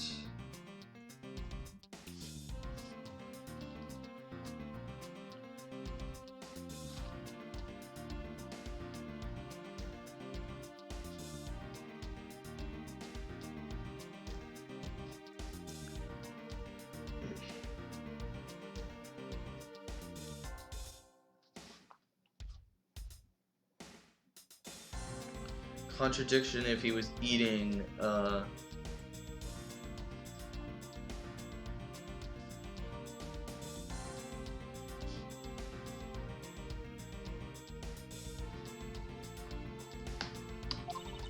To the time Mr. Bat and I arrived on the scene as we dashed from lobby number 1, the only person who could have committed the crime was Detective Gumshoe. Yes, let's talk about when you and Detective Bat heard the gunshot. Will we? I suppose that if we go by your logic, then Detective Gumshot is the only one. However, what if the crime had occurred earlier? Yeah. Then what? The gunshot you heard went off. What then? The gunshot was a trap meant to manipulate. Yeah, we have proof of that. Sadly, your explanation is very lacking, Edgeworth. The gunshot we heard in lobby number 1. Care to explain how that could have been fabricated? Easy money. Easy right there. Surveillance video. That's one of the easiest things in the game. The tape? It's exactly what you think it is. This is a surveillance tape of Mr. Rell, the prosecution presented in today's trial. This was found loaded in the video player in lobby number 1. That was connected to the large television that had its volume turned all the way up. You can't honestly mean that with the sound we heard was the gunshot in the video. Ah, but I do, which leads me to my next point. The murders occurred much earlier than when anyone heard the gunshot. That's the only thing I can think of too. After committing the double homicide, the killer took the surveillance video out from Mr. Faraday's evidence bag, turned the television volume all the way up, and left the video to play. If played from the beginning, it would take 30 minutes for the gunshot sound to come on. And since we now know that this method of time manipulation is possible, it opens up the possibility that the killer is someone other than Detective Gumshoe. Yeah. Sounds from a television doesn't amount to much here, but of course Mr. Prosecutor and little Miss Von Karma already knew that much from the very beginning, right? Did we, Miles? Yes, of course, we knew about the soundproof quality of this courthouse rooms. Yeah. That's right, and if the rooms are soundproof, then we should not have been able to hear it. And yet he's not gonna admit that he didn't know. And yet we heard the gunshot clear as day. And that's it, end of story. But it's not. How should I explain why she was able to hear gunshot from her? The window was open. Yeah. There is in actuality one common point between lobby number 1 and number 2. And it's despite the fact that, how on earth do I even download a mod? I have no clue, man. I don't even know. Because, like, I've tried doing that for Minecraft, and it is difficult. It is very difficult. Despite the fact that both rooms have air conditioners installed, a window was open in each. Huh? Now we know that the window was in lobby number 2 was opened by the killer. However, window in lobby number 1 was also opened. It's probably just coincidence that they were both open at the time. It was no mere coincidence, I assure you. Why was the window open in lobby number 1? The answer is that a certain person did something that caused the window to be opened. And the person who triggered that action, that person is the real guilty party.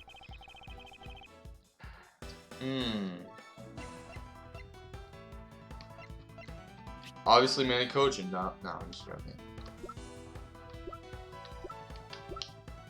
It can't be Man from Gama. Can't be Kojin. Francisca. Faraday obviously was a victim. Deadman was a victim. Macro was a victim too. It could be the Autogarasu, right? Nah, I don't know. But their identities are not. So it is.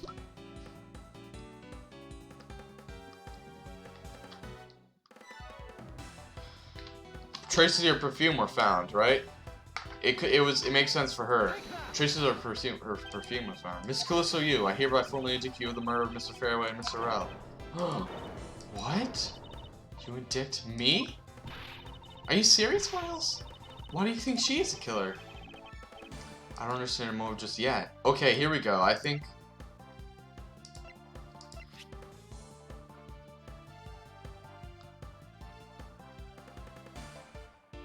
We know her perfume was proof that she opened the window, right? But of course I'm serious. Because she's the only one who could have done it.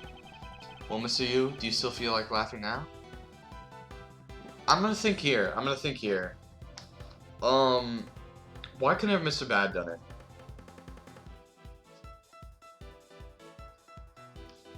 Because he was fooled by the gunshot.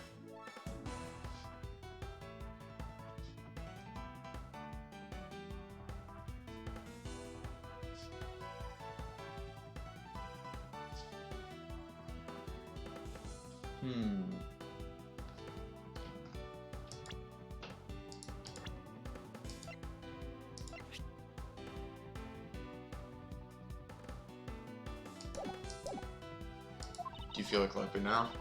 Of course I do, Edgeworth. Yo, how old is she? I'm just curious. Oh, she's only 22, okay. Of course I do, Edgeworth. My argument's not up to tighten up yet. Although I never thought things would spiral into this. Well, I'll have you know, I'm enjoying this dance quite a bit. I guess this means it's time for my own rebuttal now, right? Okay. Mrs. rebuttal. You agree that the window was opened. However, do you have any proof that it was I who did that? I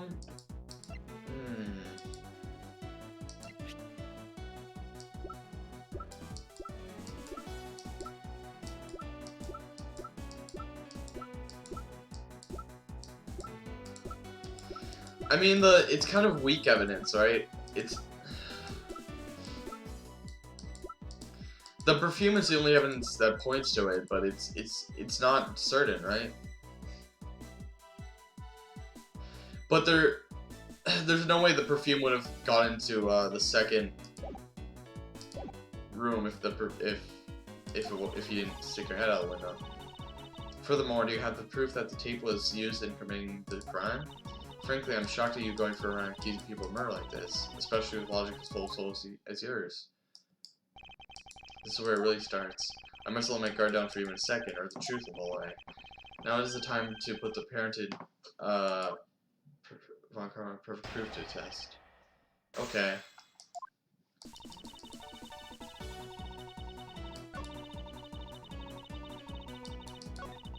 Alright, I'm gonna say...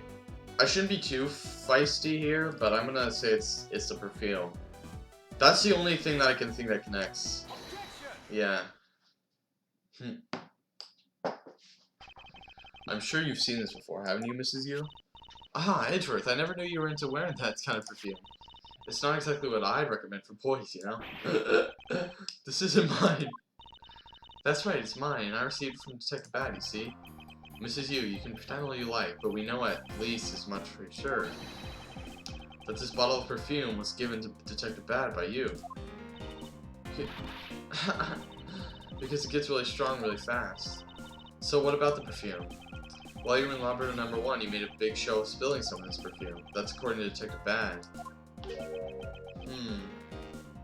She spilled the perfume.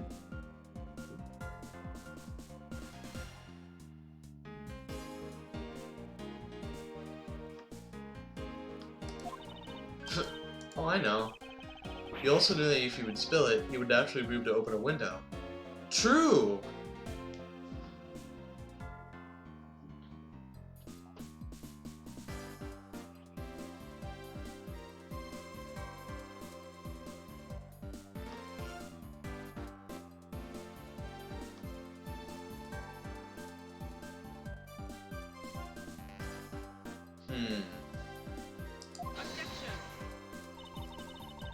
Come now, I've already told you that's all just a big coincidence. After we opened that window in lobby number 1, I just left it open, you know? So maybe it was just dumb luck that we heard the gunshot through the window. How could that have been dumb luck? That's what I'm questioning too.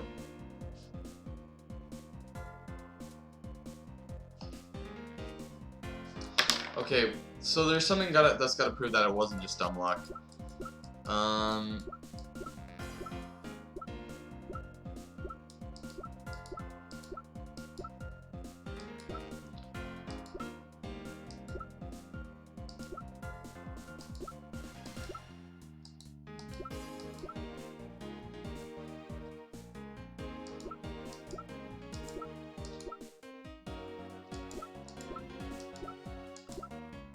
Huh.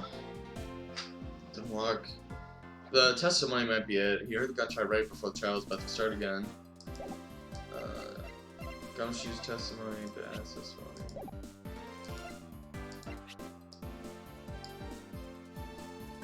Okay, it's Gumshoe said you couldn't have heard it any other way. You couldn't have heard it any other way than through the window. The timing when you were going to spill the perfume is something you could control. And the most important fact about this case is when people were made to hear the shot. Right. Furthermore, it would have been pointless if you didn't have an alibi for yourself at the time. You mean... Mrs. you were the one who called Detective Bad in the lobby number 1. When you saw him bring Detective Gumshoe into the hallway. Oh. Yeah, this is just a story though, you don't have evidence, Edward. All of today's premeditated events could only be thought of by you, Mrs. You. You accused me of murder on the fact that I spilled a little perfume. Well, allow me to say this much. I could have killed Mr. Faraday. Would you care to testify as to why? I think she could have killed Mr. Faraday. Yeah, we still don't know how she could have done it. If it was 20 minutes beforehand.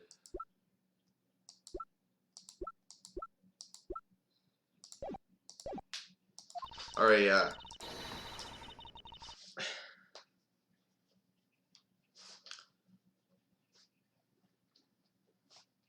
So if it was 20 minutes beforehand,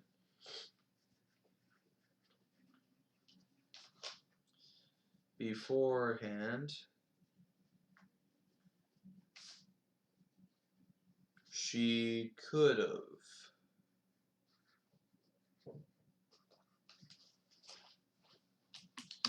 But we don't know how exactly she did it. Alright, let's see here. Oh hey, okay. Why it couldn't be me? Accusing someone of murder over a spilled bottle of perfume is a bit over the top. But I suppose forgery of evidence is to be expected of a disciple of Bon Karma. In any case, it simply could have not have been me who killed Mr. Faraday. After all, I don't even know where the knife that was used to kill him came from.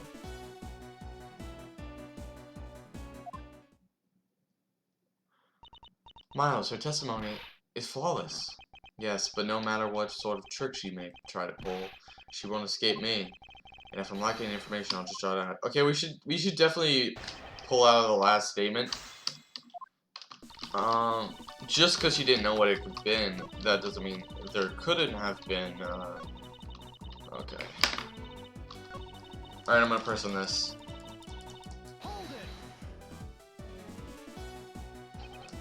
At this rate, she will inevitably escape, but if she really was the one who killed Mr. Faraday, then she must have known about the existence of the knife. Right. I'm sorry, Miss Yu. Maybe you weren't aware. However, the knife that was used to kill Mr. Faraday was taken from his evidence bag. Miles, what do you think you're doing? I'm drawing the truth out of here, that's what I'm doing. But I don't recall a knife being presented at the trial area today. Yep. Alright, well, it's obvious that it's this one. Well, I suppose that's because the evidence was something Mr. Faraday had yet to use. Oh, so that's what you're trying to do. Look, why don't you cut it out with the lies? I've already figured you out. Yes, there was. And unless a key can magically turn into a knife, yes, it can. Well, I do have a leg to stand on, obviously. Come now, be honest. In any case, I wonder if you might append what you just said to your testimony. Okay.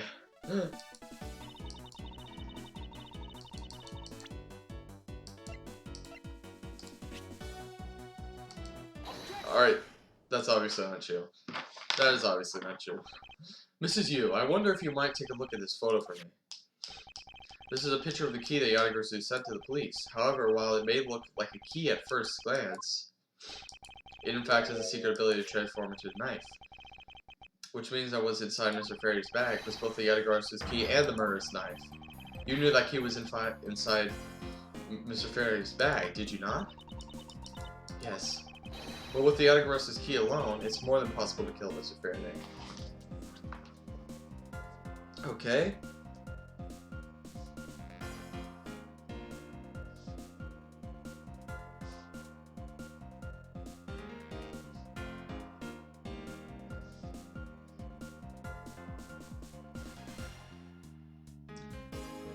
Alright, one could easily.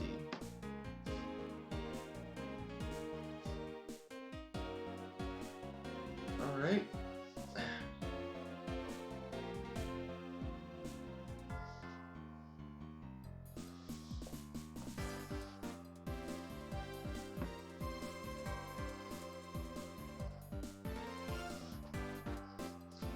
Alright. Alright, do you understand now? Just knowing the existence of the Yatagarasu's key.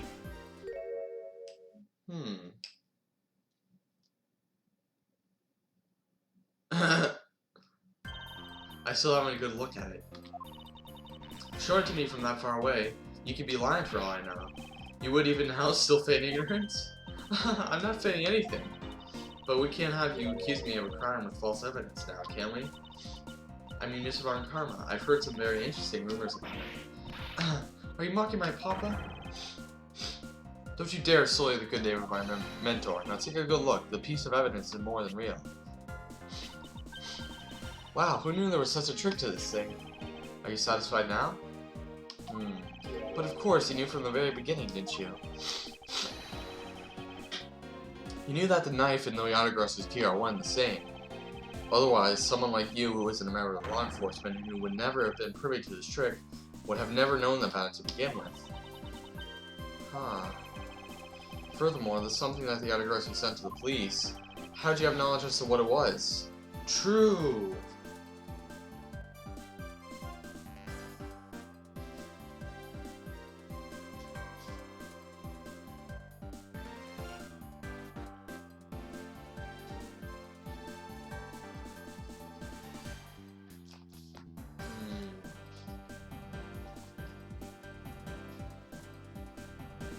Okay.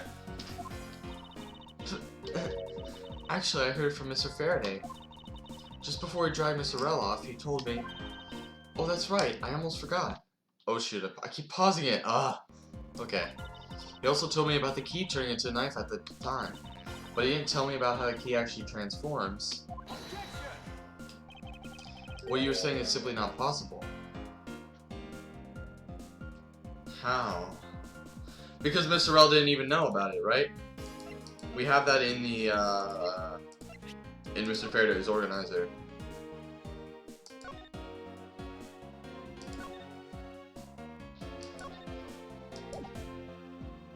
Oh, wait.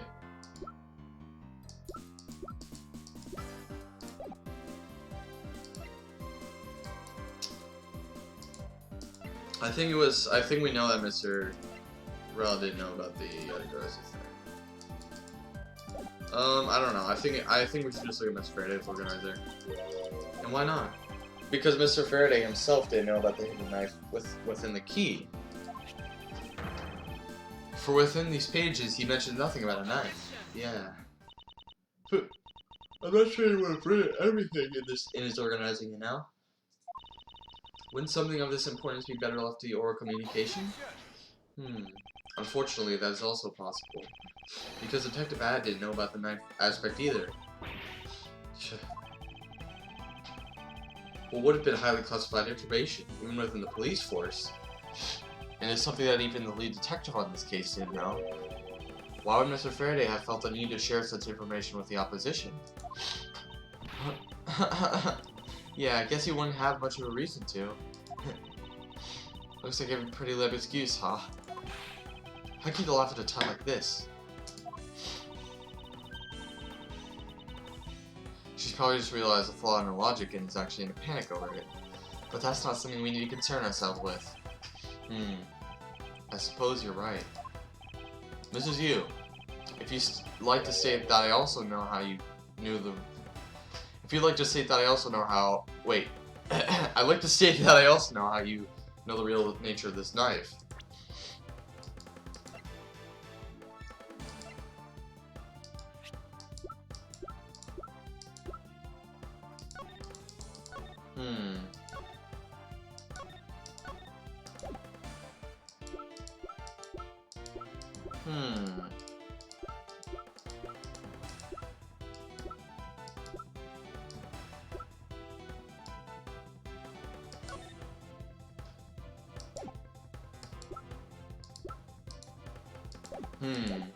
KJ incident?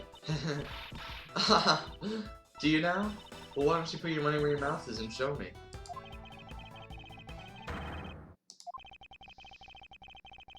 Okay.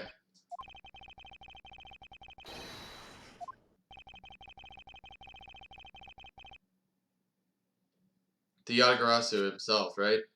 Take that!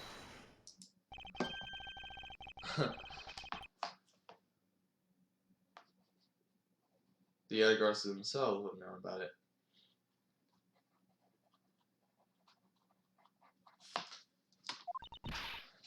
And that is the person who sent the Yatagarasu key to the police.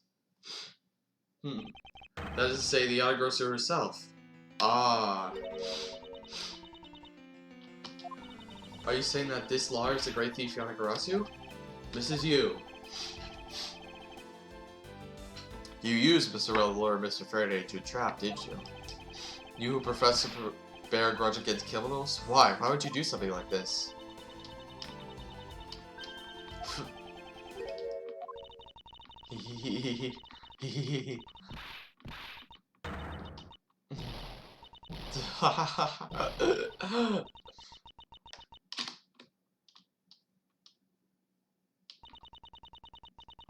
Who would have thought that you,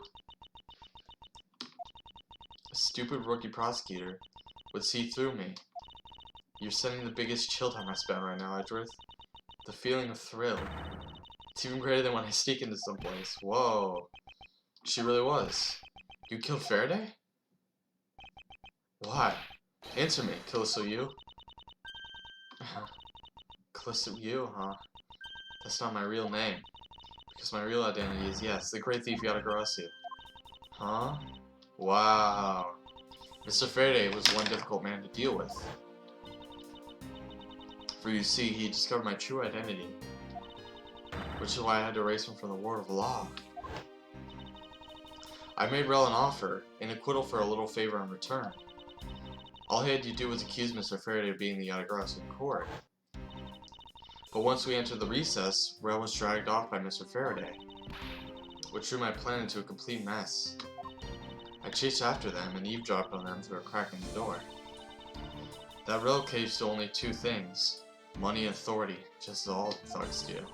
I feared my plan was going to be ruined if Mr. Faraday held on to Rel any longer.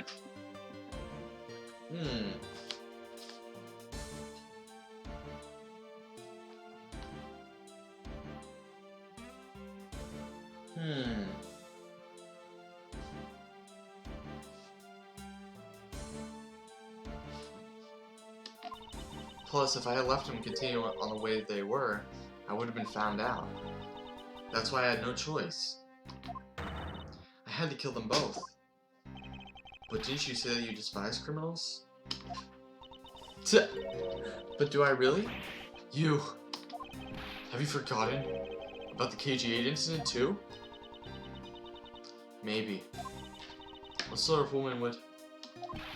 So then was it your plan to kill Mr. Faraday with the very evidence that you sent? Haha. Well, I had a good idea what Mr. Faraday was going to do.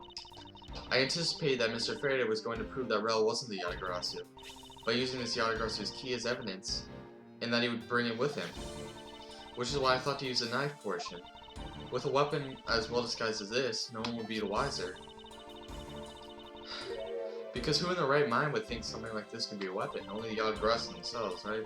I casually entered lobby number 2 on the pretext that I had to talk with Mr. Faraday. In order to get in with him, I pretended to be worried about something. He then let me hold the Yatagarasu's key, just like that. He never noticed that I had changed the key into a knife. I had changed the key into a knife inside that plastic bag. And he didn't have the chance to take note of the knife that took his life. Like, how could you kill him? I knew him for a long time, you know? At the very least, I thought to give him a quick and painless death. Okay.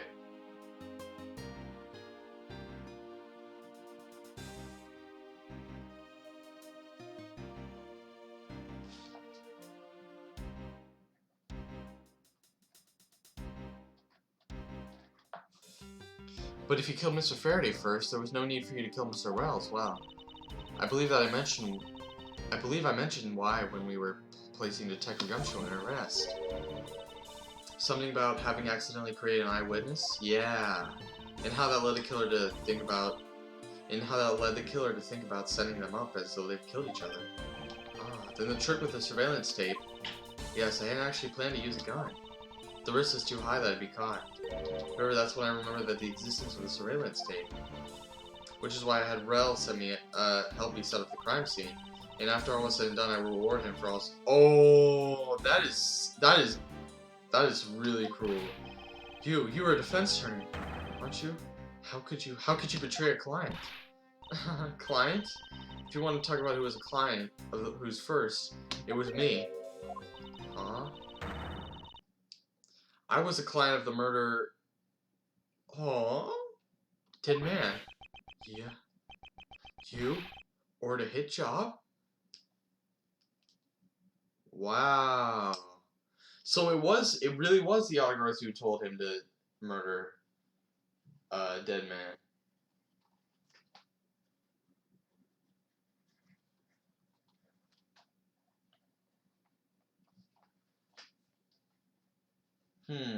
Okay. You still haven't figured it out, Mr. Bad? I had Dead Man killed because he was about to give away info about the smuggling ring. Now, who exactly do you think would benefit from this assassination? It can't be. You're... That's right. I'm a member of the smuggling ring. So she didn't really even care about her sister.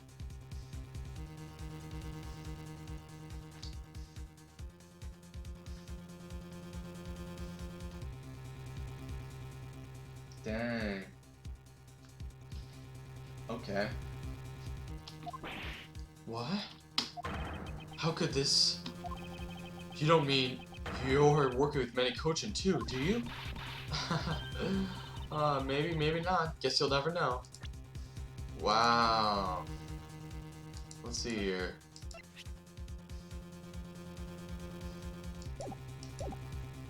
Wow. The Yatagarasu also claims to be noble, but you're just another cold-blooded murderer. That's right, little girl. The Yatagarasu is just another killer. Be quiet, you. Yatagarasu. You can run from the law, but you'll never escape it. Wow. So just humbly accept the judgment of his court. Ha ha ha. Hey, Edgeworth. Did you know the Yatagarasu has 3 legs? Do you know why that is? Because they're blind, right? Oh, wow. Okay. No? Well, let me tell you. It means that the Yatagarasu has more than one razor-sharp way to do our work.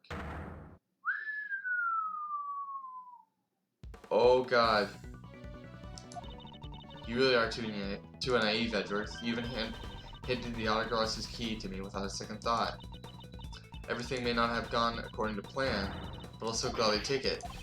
You mean the key was your real target? And even after I gave you such great advice. Didn't I tell you to always keep a good eye on a criminal? Well, you may regret what comes of your negligence. Get down, yeah. Get down, idiot! Get down! Hey! Dodge a bullet. Get her. Are you alright, Francisca? Perfectly fine, Miles. Her voice is shaking, but it looks like she's unharmed. Hmm? Where did Kay go? That's a gunshot. Oh no! 7 p.m. District Court, courtroom number 3. She's fine. Sorry, but it looks like she got away. I called the precinct. They should have perimeter set up soon.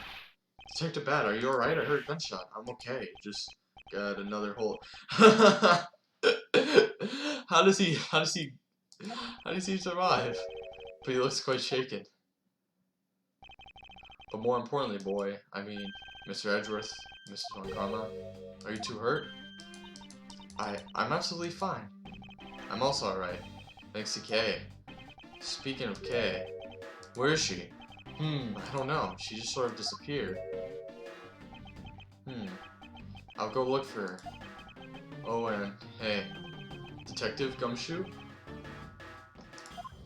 Always getting a raise? Yes, Detective Bad, sir. Or he's getting down. I'm sorry I doubted you. Don't worry, sir. It's not your fault. Well, I lied to you guys too, after all. I heard about what happened. From Kay. Lying while giving testimony is still unforgivable. But in this case, you were protecting Kay and her feelings, yeah. Looks like you just might have what it takes to be a real detective. Now don't you ever lose that detective spirit, okay? Yeah. You got it, Pops. Pops? Watched one too many detective dramas, have we? Way to single-handedly destroy this cheery atmosphere with one snarky comment. I should get back to the investigation. I swear I'll catch you if it's the last thing I do. Be careful, Detective Bad, and take care. Alright, we finally finished this case. I'm gonna keep going on to the next case, actually. While I'm off, maybe we'll run into each other someday. Oof. Thanks a bunch, pal. You're the best.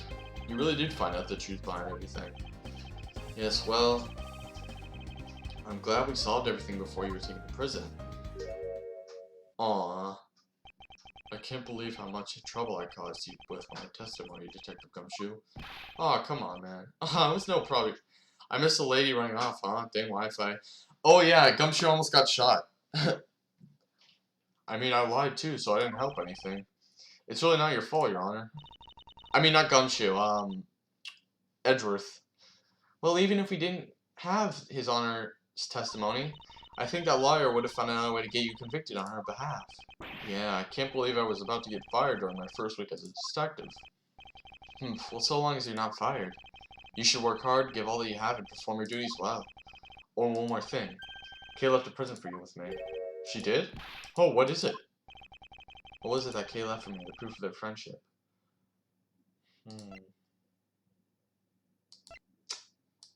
Swiss roll, right? Yeah. Take that! A Swiss roll. It's a courthouse special Swiss roll. Can I really have it? Yes, it's a present meant for you, after all. Thanks a bunch. You have no idea how happy this makes you, pal. I'm gonna eat this right now. The Swiss rolls Detective Gumshoe and Kay bought together. while the 1K saved never reached her father. It would appear that her sentiments have touched the heart of this detective. He's so happy. It's as though he's having a welcome back celebration of his own. Well, I was asked by Kay to give it to him. Oop, that was good, pal. I can't believe I got to eat 2 of these delicious things in one day. It's like I'm in celestial paradise or something. I've got to thank Kay myself. Hey, wait, where is she? He's only noticed just now. Was his mind not present when we discussed it earlier? Detective Bad left to go search for her earlier. Maybe you should go join him. Yeah, you betcha, pal. I'm gonna help him. Oh, but first, you know what, pal? Actually, I guess I shouldn't be so rude to you anymore, huh? I'm gonna stick right by your side from now on, Mr. Edward, sir. I sense nothing but a most troublesome relationship from the ominous statement. We should go home too, Miles. We have to hurry and report what's happened to Papa. Agreed. Well, I'm afraid we must be going now, Detective. Roger, sir. And don't you worry, I'll investigate the next case while I'm real well. I'll be counting on you. The scent of trouble is definitely in the air. Looks like a bad dream. My first outing at court came to a disturbing end. A few months later, I was finally able to properly stand in court as a prosecutor. But the detective in charge of the investigation was, as I dreaded, Detective Gumshoe. After that, he became my direct subordinate. I have tried, but words fail to describe the immeasurable suffering he has caused me. But I suppose that's just how things are. Wow. As for the little girl who suddenly disappeared, you didn't see her again until 10 years later. 8 years later or somewhere. She's now right here. Hey!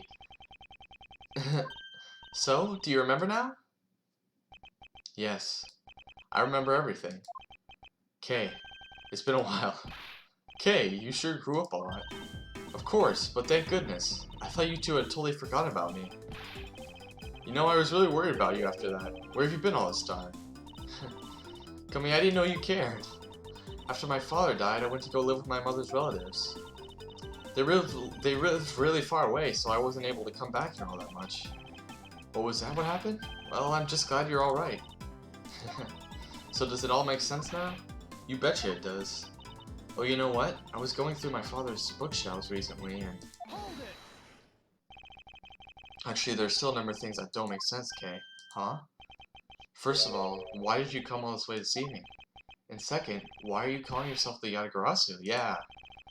It's Callisto Yu, and she's evil. The woman who killed your father. No, you're wrong. The real Yatagarasu was my father. Oh! Huh? Mr. Faraday was the Yatagarasu. Like I said, I was going through my father's bookshelf recently, and I found a secret diary hidden among his books. I have no regrets in choosing to walk the path of the Yatagarasu. That was written in his diary, and that's how I know for sure. Huh? But that's impossible. What's with that look? You don't believe me? It wasn't just the expression on my face. I clearly said it was impossible just now. Alright then, how do you explain this? It's a way of disarming any security system of the user's choosing. Yep, that's a little thief. Truth be told, this is the Yatagarasu's greatest secret. And this little gizmo was used by my father. Wow, Mr. Faraday wasn't just a great prosecutor, he was a real great thief, huh? Yeah, my father worked really hard to steal the truth, but he was killed. And the Yatagarasu was no more. Huh. So this little thief, so he invented the little thief.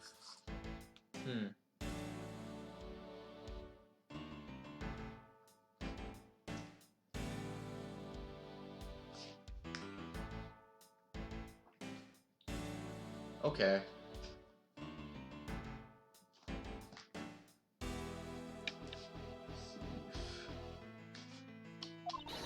But despite that, the Yatagarasu has still been spotted again recently. Huh? Somebody other than you? Here, Mr. Edgeworth. Take a look at this article. What? The Yatagarasu sent the embassy a calling card? Yeah, meaning the person's a fake, I'm almost certain. That Callisto Yu lady is behind this. Oh, okay, alright.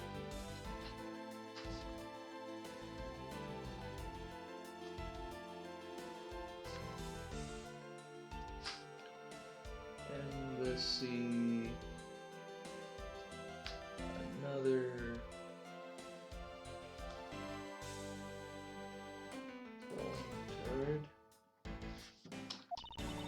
Because the real Yatagarasu would never send something like a gaudy card out. But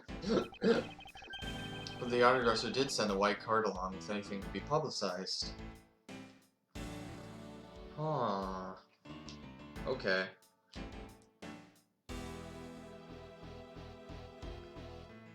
Hmm.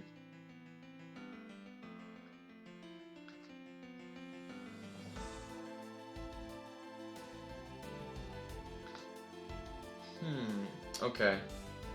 I'm just writing this down.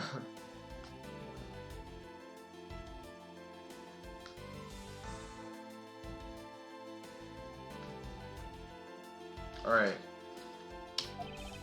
That's what Detective Bad told me 7 years ago, if my memory serves. Well, as soon as I heard the news, I got all wound up, and I knew I couldn't just let it go. So I searched you out, so that I could obtain the truth behind the Yatagarasu. Alright, so the case took place in 2012.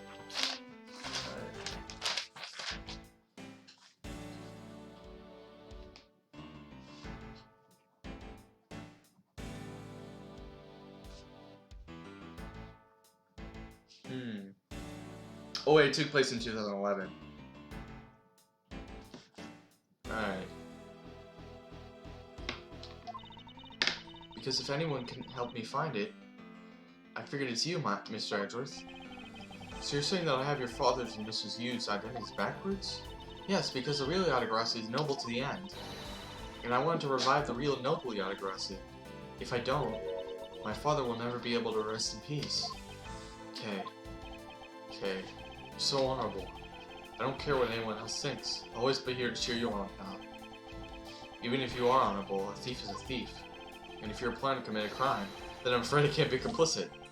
Mr. Edgeworth. Ooh, you guys are not making it easy for me. Who am I supposed to support now? Mr. Edgeworth, what I want from you is not to steal something. What I want is the arrest of that evil woman. That evil woman? You mean Koso Yu? Yeah. I think it's too hard for me to catch her all by myself. But I thought that since you were able to expose her for who she is, then maybe... Please, Mr. Edgeworth, won't you help me? Come to think of it, I do believe I owe you. Huh? Owe me for what? When Mrs. Yu made her escape, it was you who saved my life. Furthermore, you helped me with the investigation today. I'm not so rude as to leave favors unrepaid. True. Then you mean? Yes. Come on, Edgeworth. Not just... Don't you want justice? Yes, that case has been weighing down my soul ever since that fateful day. Perhaps the time has come to settle things once and for all. If you don't intend to soil your hands in a crime, then I believe I can help you. Mr. Edgeworth, thank you. Yay, Mr. Edgeworth, sir, isn't that great, Kay? Yeah, it sure is, Gummin. Even though he had completely forgotten about her until just now. What is it with their chummy relationship? Okay. Yeah, what? Edgeworth just forgot about her. The great thief Yatagarasu. After all that time, the true identity of the thief sank back into the darkness. Brian Faraday, Callisto Yu, and Kay Faraday. The phantasmagorically changing identity of the great thief Yatagarasu. And the Yatagarasu's real goal. It would all come to light the day after I made that promise to Kay. Okay. Alright, I'm gonna stop streaming now. Actually, I do want to continue the new episode, but I'm gonna take a little intermission before I do that. Just to get up and stretch a little bit. Alright, I'm gonna take an intermission and I'll be right back.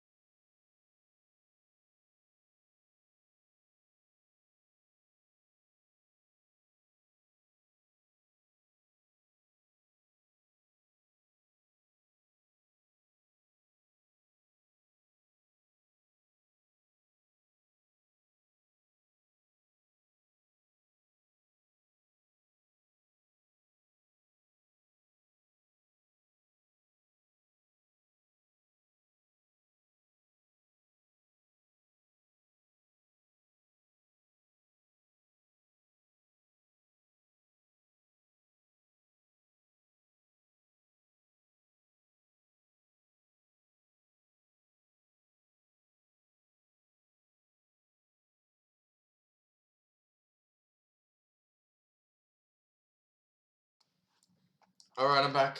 I am back. Alright.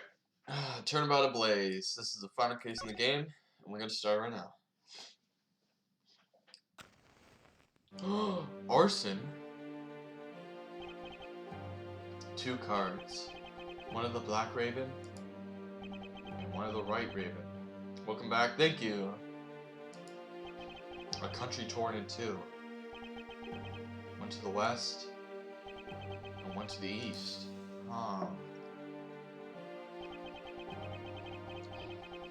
When those which were split are made whole again,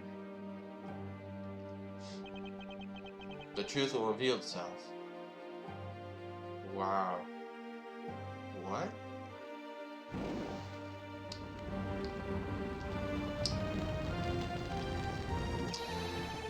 It's Yatagarasu. Yatagarasu's here.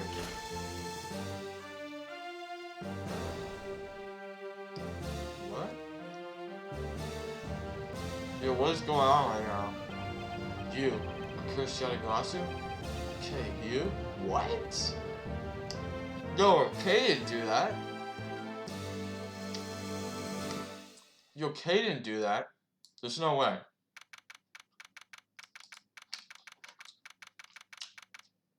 March 14th, 10:17 a.m. High Prosecutor's Office, room 202.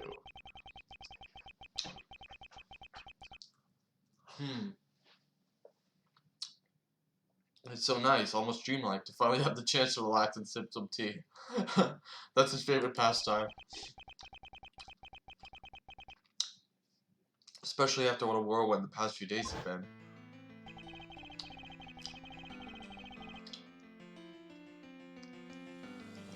On my return flight, I was dragged into a case involving Interpol's Asian murder. The next day, I investigated kidnapping and a murder at the Gatewater Land theme park. And later that night, a detective's dead body welcomed me back to my office.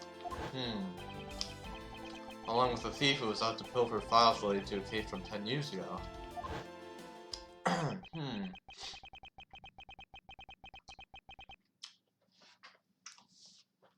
How did I manage to find myself in the middle of so many cases, back to back? One second, guys. I probably should have taken a longer intermission. Alright.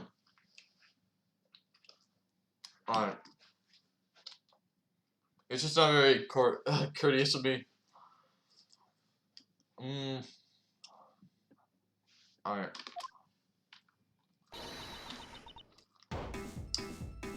Oh, it's Ken. This is big, big, I tell you. Hey, what's wrong with you? Where's your enthusiasm? And suddenly the phrase, the fragility of dreams, goes to mind. What are you talking about, fragile dreams? Come on, let's go. The fake Yatagarasu isn't gonna find herself, you know?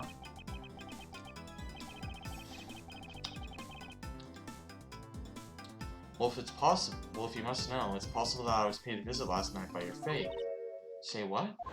Yeah, they left a paper, right? Unfortunately for us, the thief managed to escape. I don't remember much from the first case, but... Sorry, man. Oh, I'm sorry if this is... I'm sorry if this is ASMR. Okay. But even now, we're still looking for this criminal. However, I must warn you that we've only had a few hours to search so far.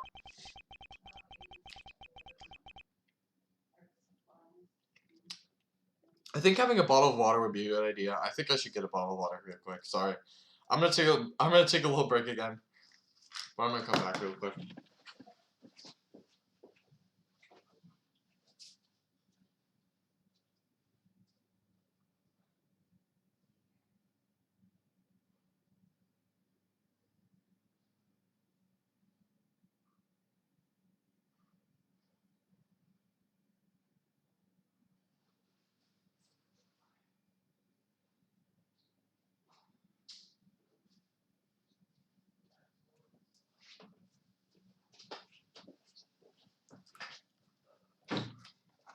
Can't really hear it, don't worry. Okay, thank you.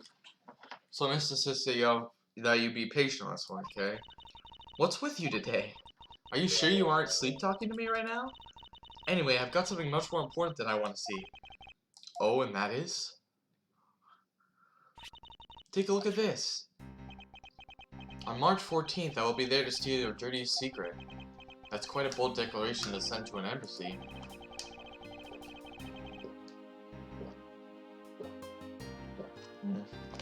I suppose it was inevitable that a newspaper would catch wind of this. The date the card mentions is today. Today, huh? Come on, we've got to hurry. The embassy awaits. I suppose it is quite an urgent matter. However, do you know which country's embassy we should be investigating? Well, that's some really special country, and I'm actually really fuzzy on the details. But never mind that. Where's all your energy? Why are you so lackadaisical today? Nutcase, you're just too wound up. Well, then you should get too wound up too. Because this might just be your chance to catch that woman. I mean, Mrs. Yu? The woman who killed Kay's father, Brian Faraday, 7 years ago.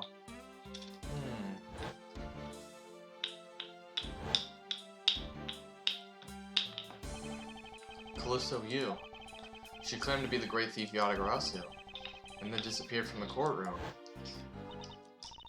She makes me so mad, the phony.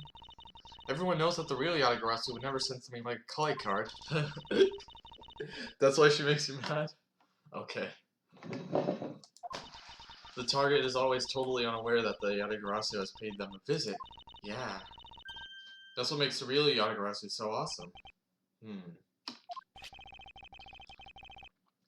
The Yatagarasu's card that's shown in this article looks to me as though it could be genuine. See, that's the thing. Whoever it is, that person isn't the real deal, but has the knowledge of the Yatagarasu. If this isn't a clue that the woman's involved, then nothing is. Come on, Mr. Edgeworth, out the door you go. Wait, there are a few preparations I must make before we go. There's something interesting about this card we found last night here in my office. It's of a different color than the one in the article, which makes you wonder why. Okay.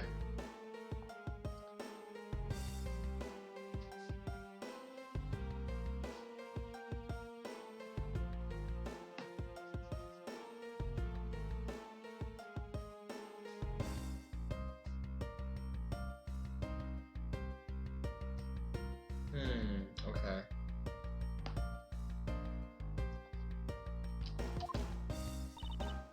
What's up? Any reason why you're boring a hole through the newspaper with your eyes? No, no reason at all. Very well, seeing as how Mrs. Yu is also someone of a special nature to me, I agree that there is some merit to be found in investigating this. I knew you'd come around. Alright.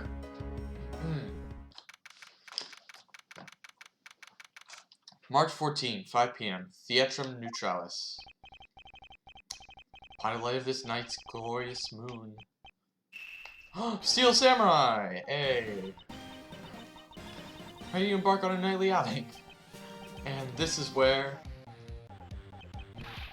our tale begins. I love the Steel Samurai.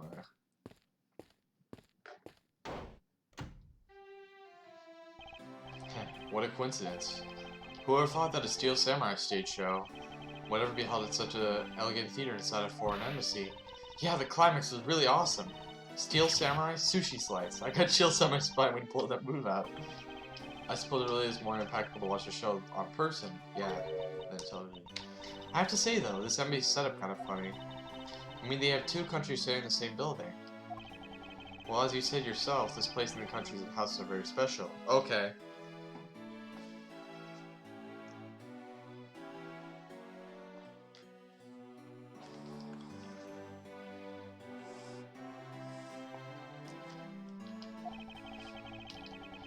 There's a neutral zone shared by the two countries. Huh.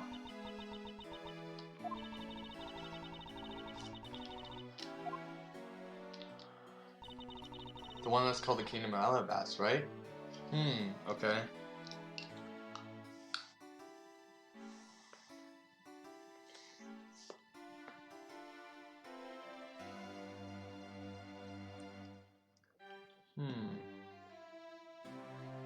Kingdom of Alabast.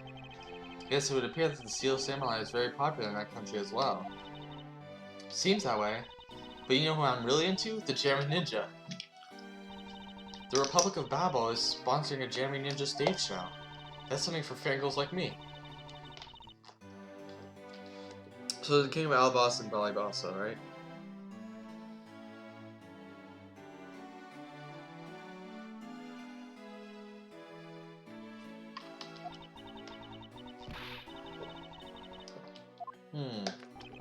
Okay, you know, ever since I first met this girl, I've always had this inkling that what she really wants to be is not a thief, but rather a ninja. So anyway, about today's event, what's it called again? The Kingdom of Alibas versus the Republic of Babel, okay. Bo. Goodwill Jubilee. The small European country of the Kingdom of Alibas and the Republic of Babel. Huh.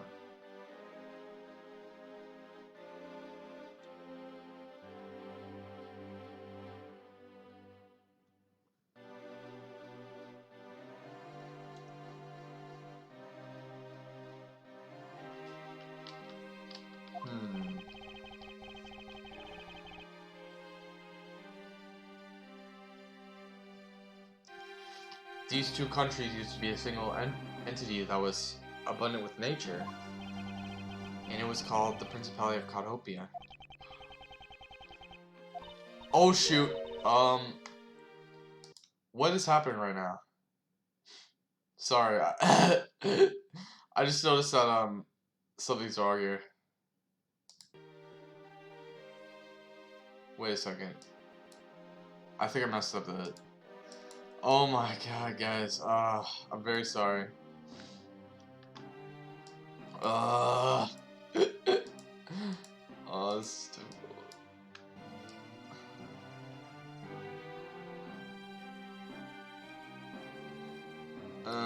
Okay.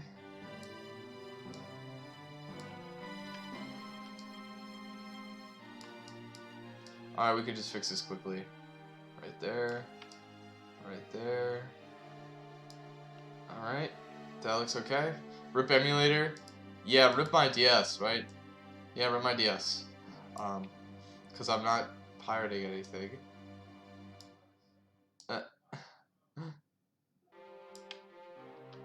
Shut up. Oh, I'm not telling you to shut up, Devon. I'm telling. I don't know. I just say that sometimes. Okay, right there. Up there. It's just every time I press press something, it displays like A on the screen, and I don't want that. And I don't know how that even happened. See, look at that. Okay. What is happening right now? Sorry, 1 second.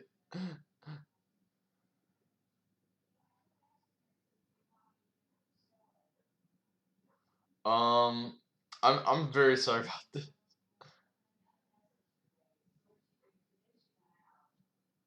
Rotation, LCD layout, HD display. Okay, there we go. I got it. I finally got it. All right. Ooh. All right, everything's okay now. I know. Don't worry. Yeah.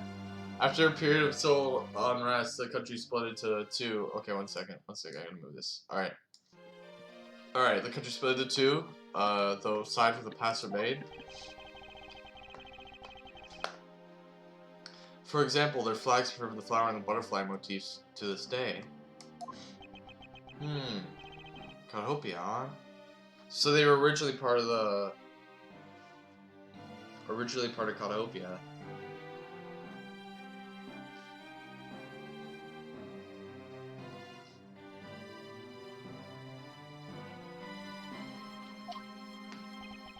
The KG-8 incident, and what was referred to as the second KG-8 incident, in which an embassy staff member was murdered. Both of these cases were related to the Principality of Codopia. In the 7 years that have passed, the country may have split into two. However, the Autogrossi is still on a calling card here. What could it all mean?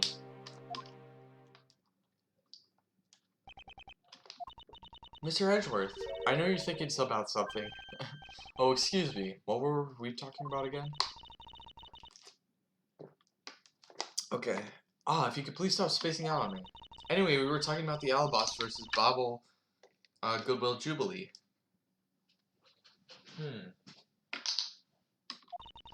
The two countries have had a pretty bad relationship with each other, but supposedly they've been trying really hard to make up recently.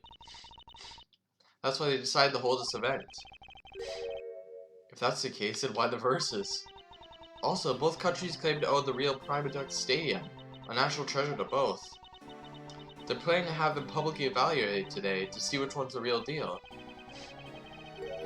Okay, need I remind you to take care and not succumb to your thieving desires? Well, when it comes to the treasure, I can't help myself, you know that. She better be saying that in jest. Hey, I can read your body language, you know, and you got it all wrong. Look, I'm here to do some investigating. Investigating, I tell you. Okay, I know. And although we don't know if the Yatagarasu will really make an appearance, I suppose we should still spend some time examining this place. Okay. Alright, what can we examine here?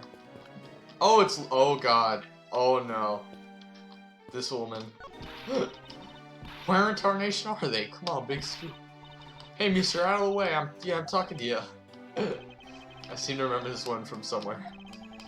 And my instincts are directing me not to engage in conversation with her. No. Okay, Steel Samurai. There's a flat panel, a tape deck, and a row of Steel Samurai videos on this table. I suppose it's so that visitors can watch an episode or two at their leisure. I guess it really is just that popular, huh? Yes, although I never thought I would see it reach this level of popularity. I wonder why they decided to call on the Steel Samurai for an event like this. I mean, it's like they intended to cut the two countries apart with the Steel Samurai sword instead. Wouldn't that go against the whole point of this event?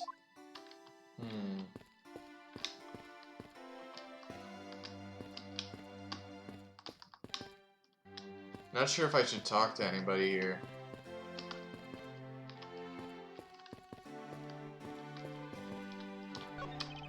Is there something I can help you with? I was wondering what is beyond these doors. Alright, so they have this middle zone here.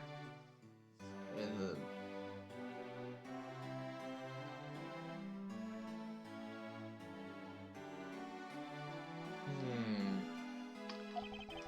Do you have some business with the embassy? Do you require immediate access? Oh no, that's quite alright. Are you sure, sir? Anyone and everyone is always welcome in the Republic of Babel. Well then, since we're here, an embassy isn't some sort of theme park, Kay. You're such a buzzkill.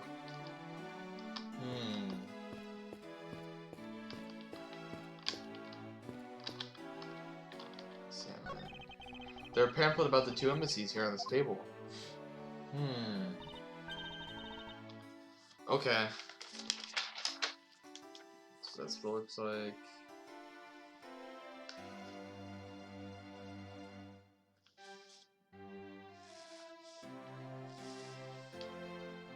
Alright.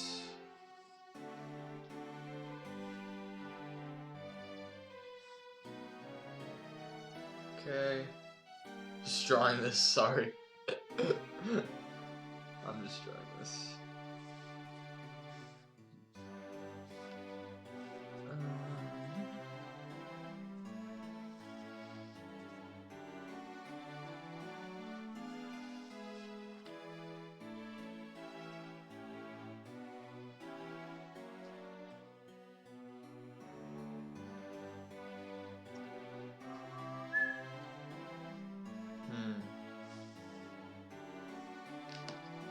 Still looks weird to me. The country split into two a few years back, and they've shared the building and its ground 50-50 ever since. Oh, I guess it's because they don't have the money to build two separate ones, huh? I should think that's not the real reason why, Kay. I suppose I'll just help myself to one of these. Yeah, okay. What's this? What is all the hubbub? Hey, look! It's the Steel Samurai! The Iron Infant?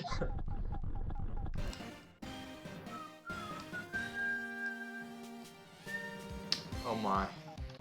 I have to interview this person.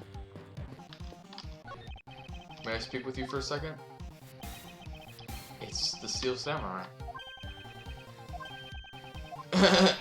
Mr. Edgeworth, what are you glaring at him for? Ahem, please excuse me. It's just that I've never seen a superhero up close before.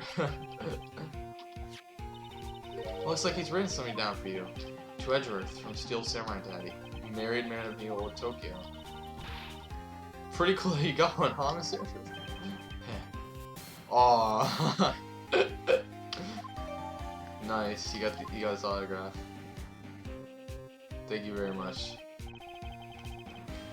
Mr. Steel Samurai, Ambassador Alba is waiting for you.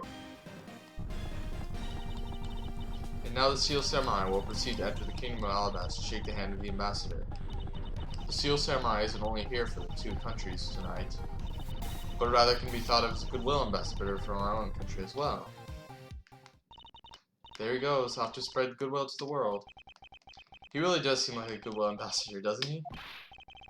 Okay, we're shooting the next segment now. Cue camera.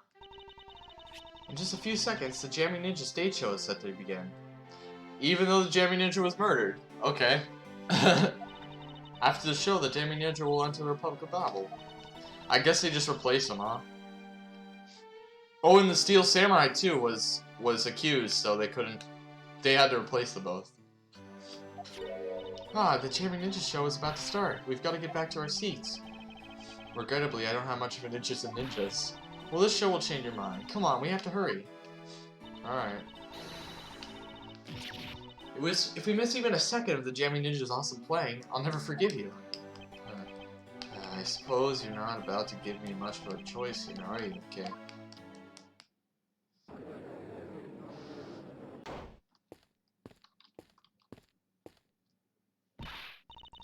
Oh, I could listen to that Ninja Mark for Death's Lullaby song all day. His superb playing and that sad really brought it to my eye. His heart-wrenching voice. Now that's a Jammy Ninja's greatest weapon. Oh, those pieces of Jammy Ninja merchandise over there. I've got to have them. I especially want the hair sticks they're selling. Hair sticks?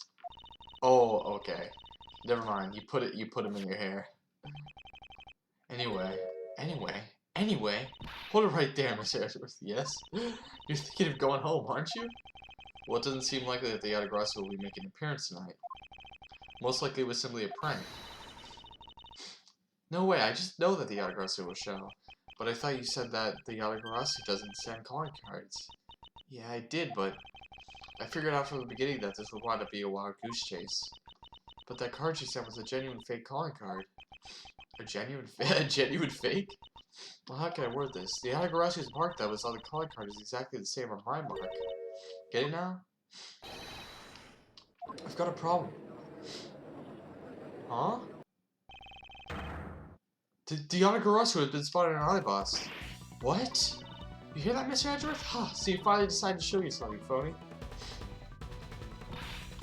Hey, what gives? I'm sorry, but I will need to search you before you may enter. What the hey? The Steel Samurai just walked straight up without one.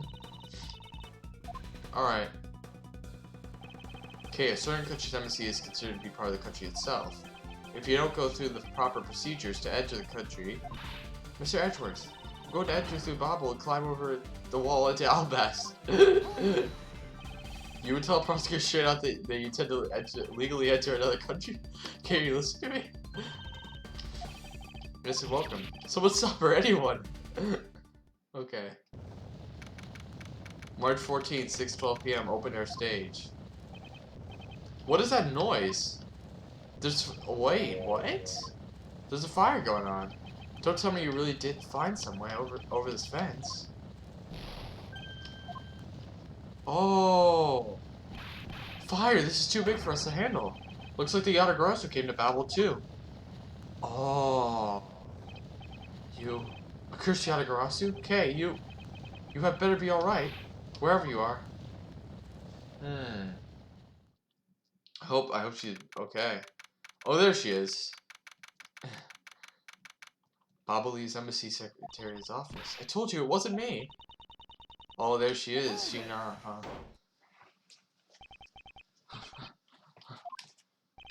Okay, are you alright? Do I look alright to you? Now, can you do something about this woman? Mr. Edgeworth, Detective Gumshoe, what is the meaning of this? Well, sir, it's, this. Oh, he's Manny Kochin, right? It wasn't me. He was already dead when I ran here, caught on the wheels of the fake Yatagarasu. Look, I only came in here because I saw a suspicious person at the open-air stage. A suspicious person? A long black coat and a hood over their head. I dare you to tell me that's not suspicious. Oh. Okay.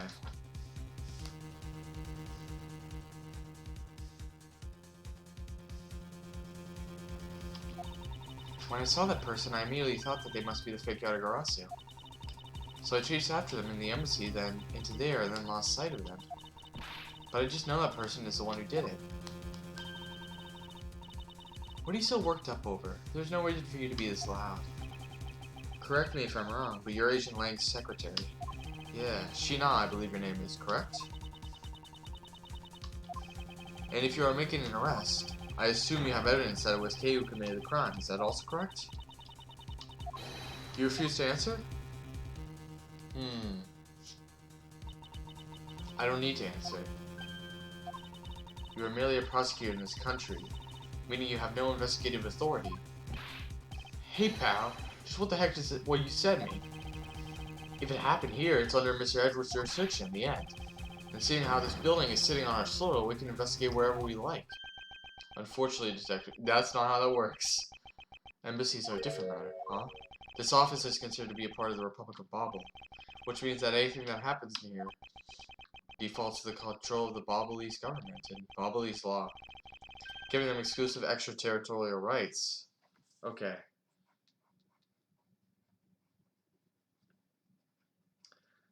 Yo, I've heard this extraterritorial rights meme before.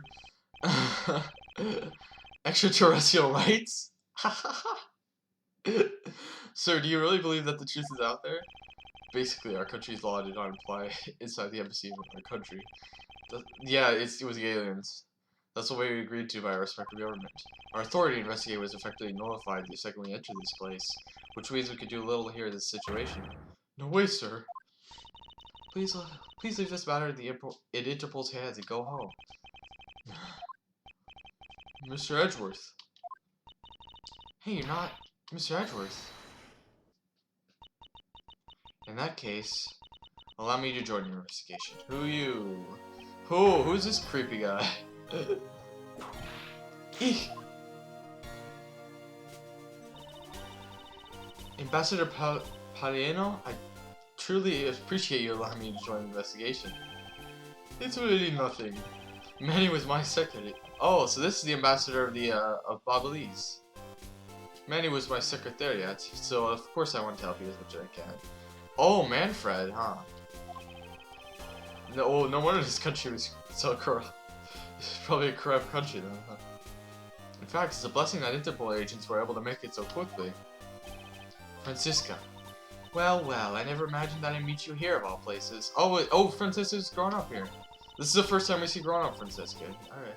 This is an embassy, meaning that you have no authority to conduct. Already? What is it?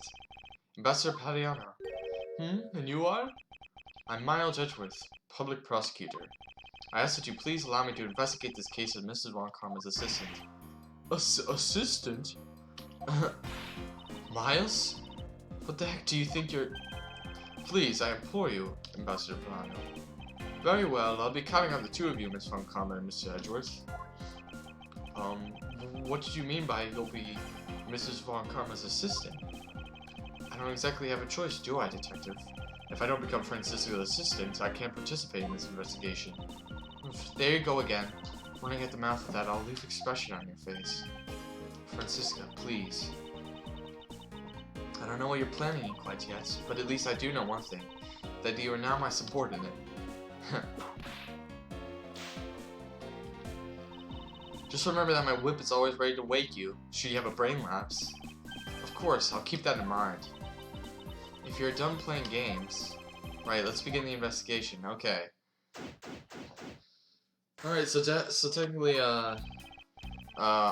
Francisca controls me, right?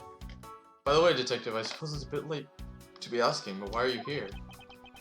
Well, better late than never, I guess, sir. I was placed in guard duty for the Bobolese embassy today. Okay, wow. That's a very coincidental, huh?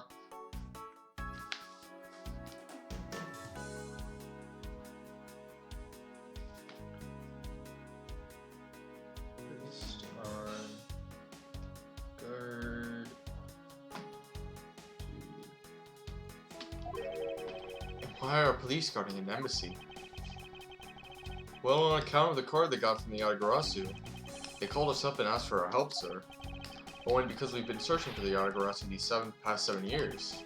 It was a more or less mutually beneficial arrangement, if you ask me. Except for how mutual and beneficial this is all turned out to be, I suppose. It looks like you failed to commonly perform your guard duty yet again. Looking forward to your next salary negotiation, although it's out of my hands. But sir, if it gets cut anymore, I won't be able to buy even packet noodles anymore. Okay.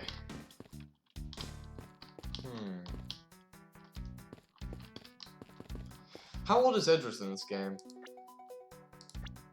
He is 30. Oh wait, we can't tell. Okay. Let's see profiles. Investor Bobble who would do absolutely anything for his country source. Wow.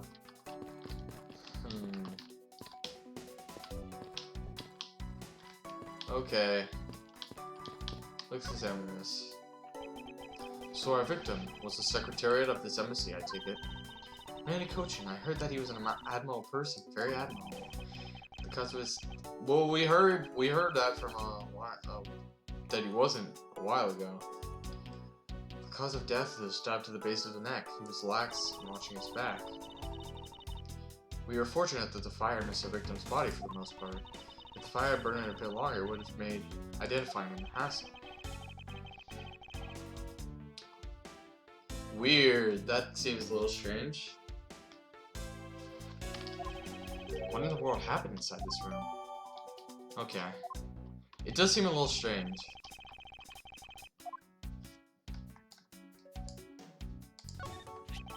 There's an arrow in his pocket, it seems like. Oh, that's the key! That's the Yatagarasu's key! Is this knife the murder weapon? Some preliminary testing has been conducted.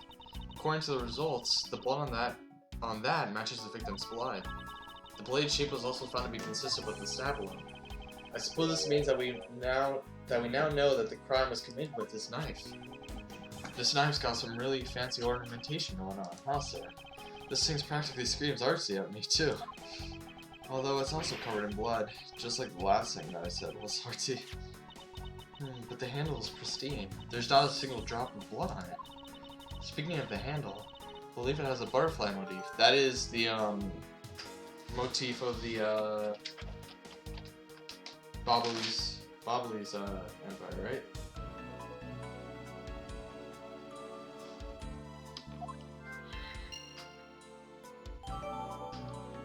Okay.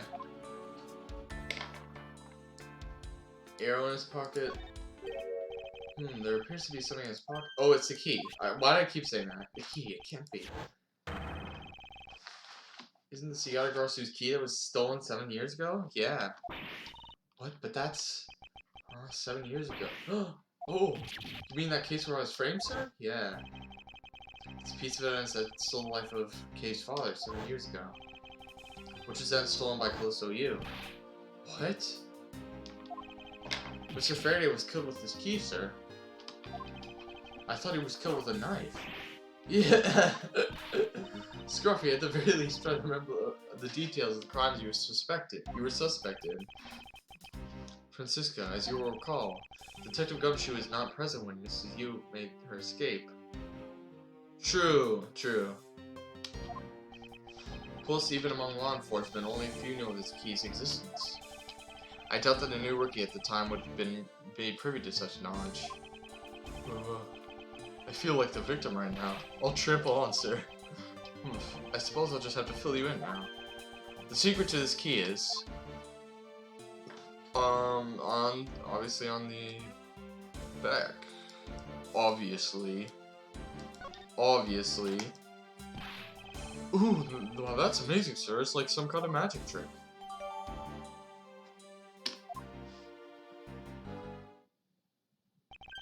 I knew it. This is the same exact piece of evidence. And that's the other, that has the Alabastian thing on it, right? I remember this beautiful pattern in the blade. I remember this as well. It's a vine motif, isn't it? Yes, it looks like two interwoven vines crisscrossing down the blade. Vines, sirs? It looks like a bunch of stars, if you ask me. Wait a second. It could be that too.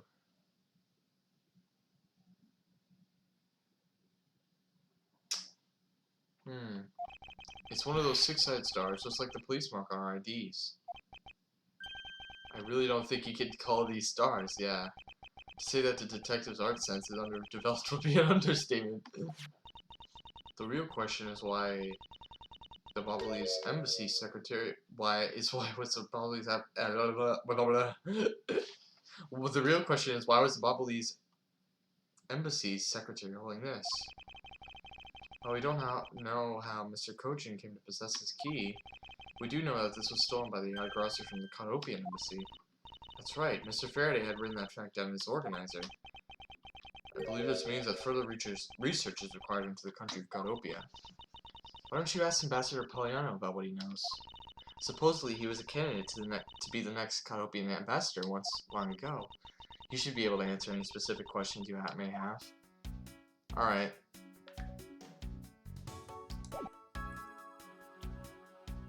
What can we use with our logic? Do we only have one piece of logic here? Yep. Let me look up here. Hey, it's another butterfly.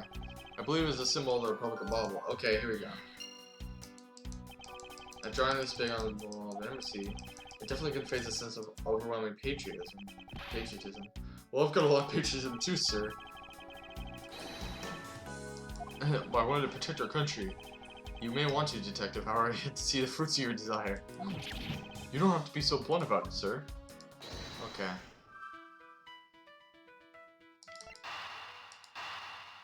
Yeah, I'm gonna connect these two. The design of the knife's handle. It greatly resembles a special Bobolese species of butterfly. That is a very odd species of butterfly. It does, doesn't it? Plus it says right here. This knife is property of the Republic of Babel. Perhaps this means that the knife used in the crime was found right in this room?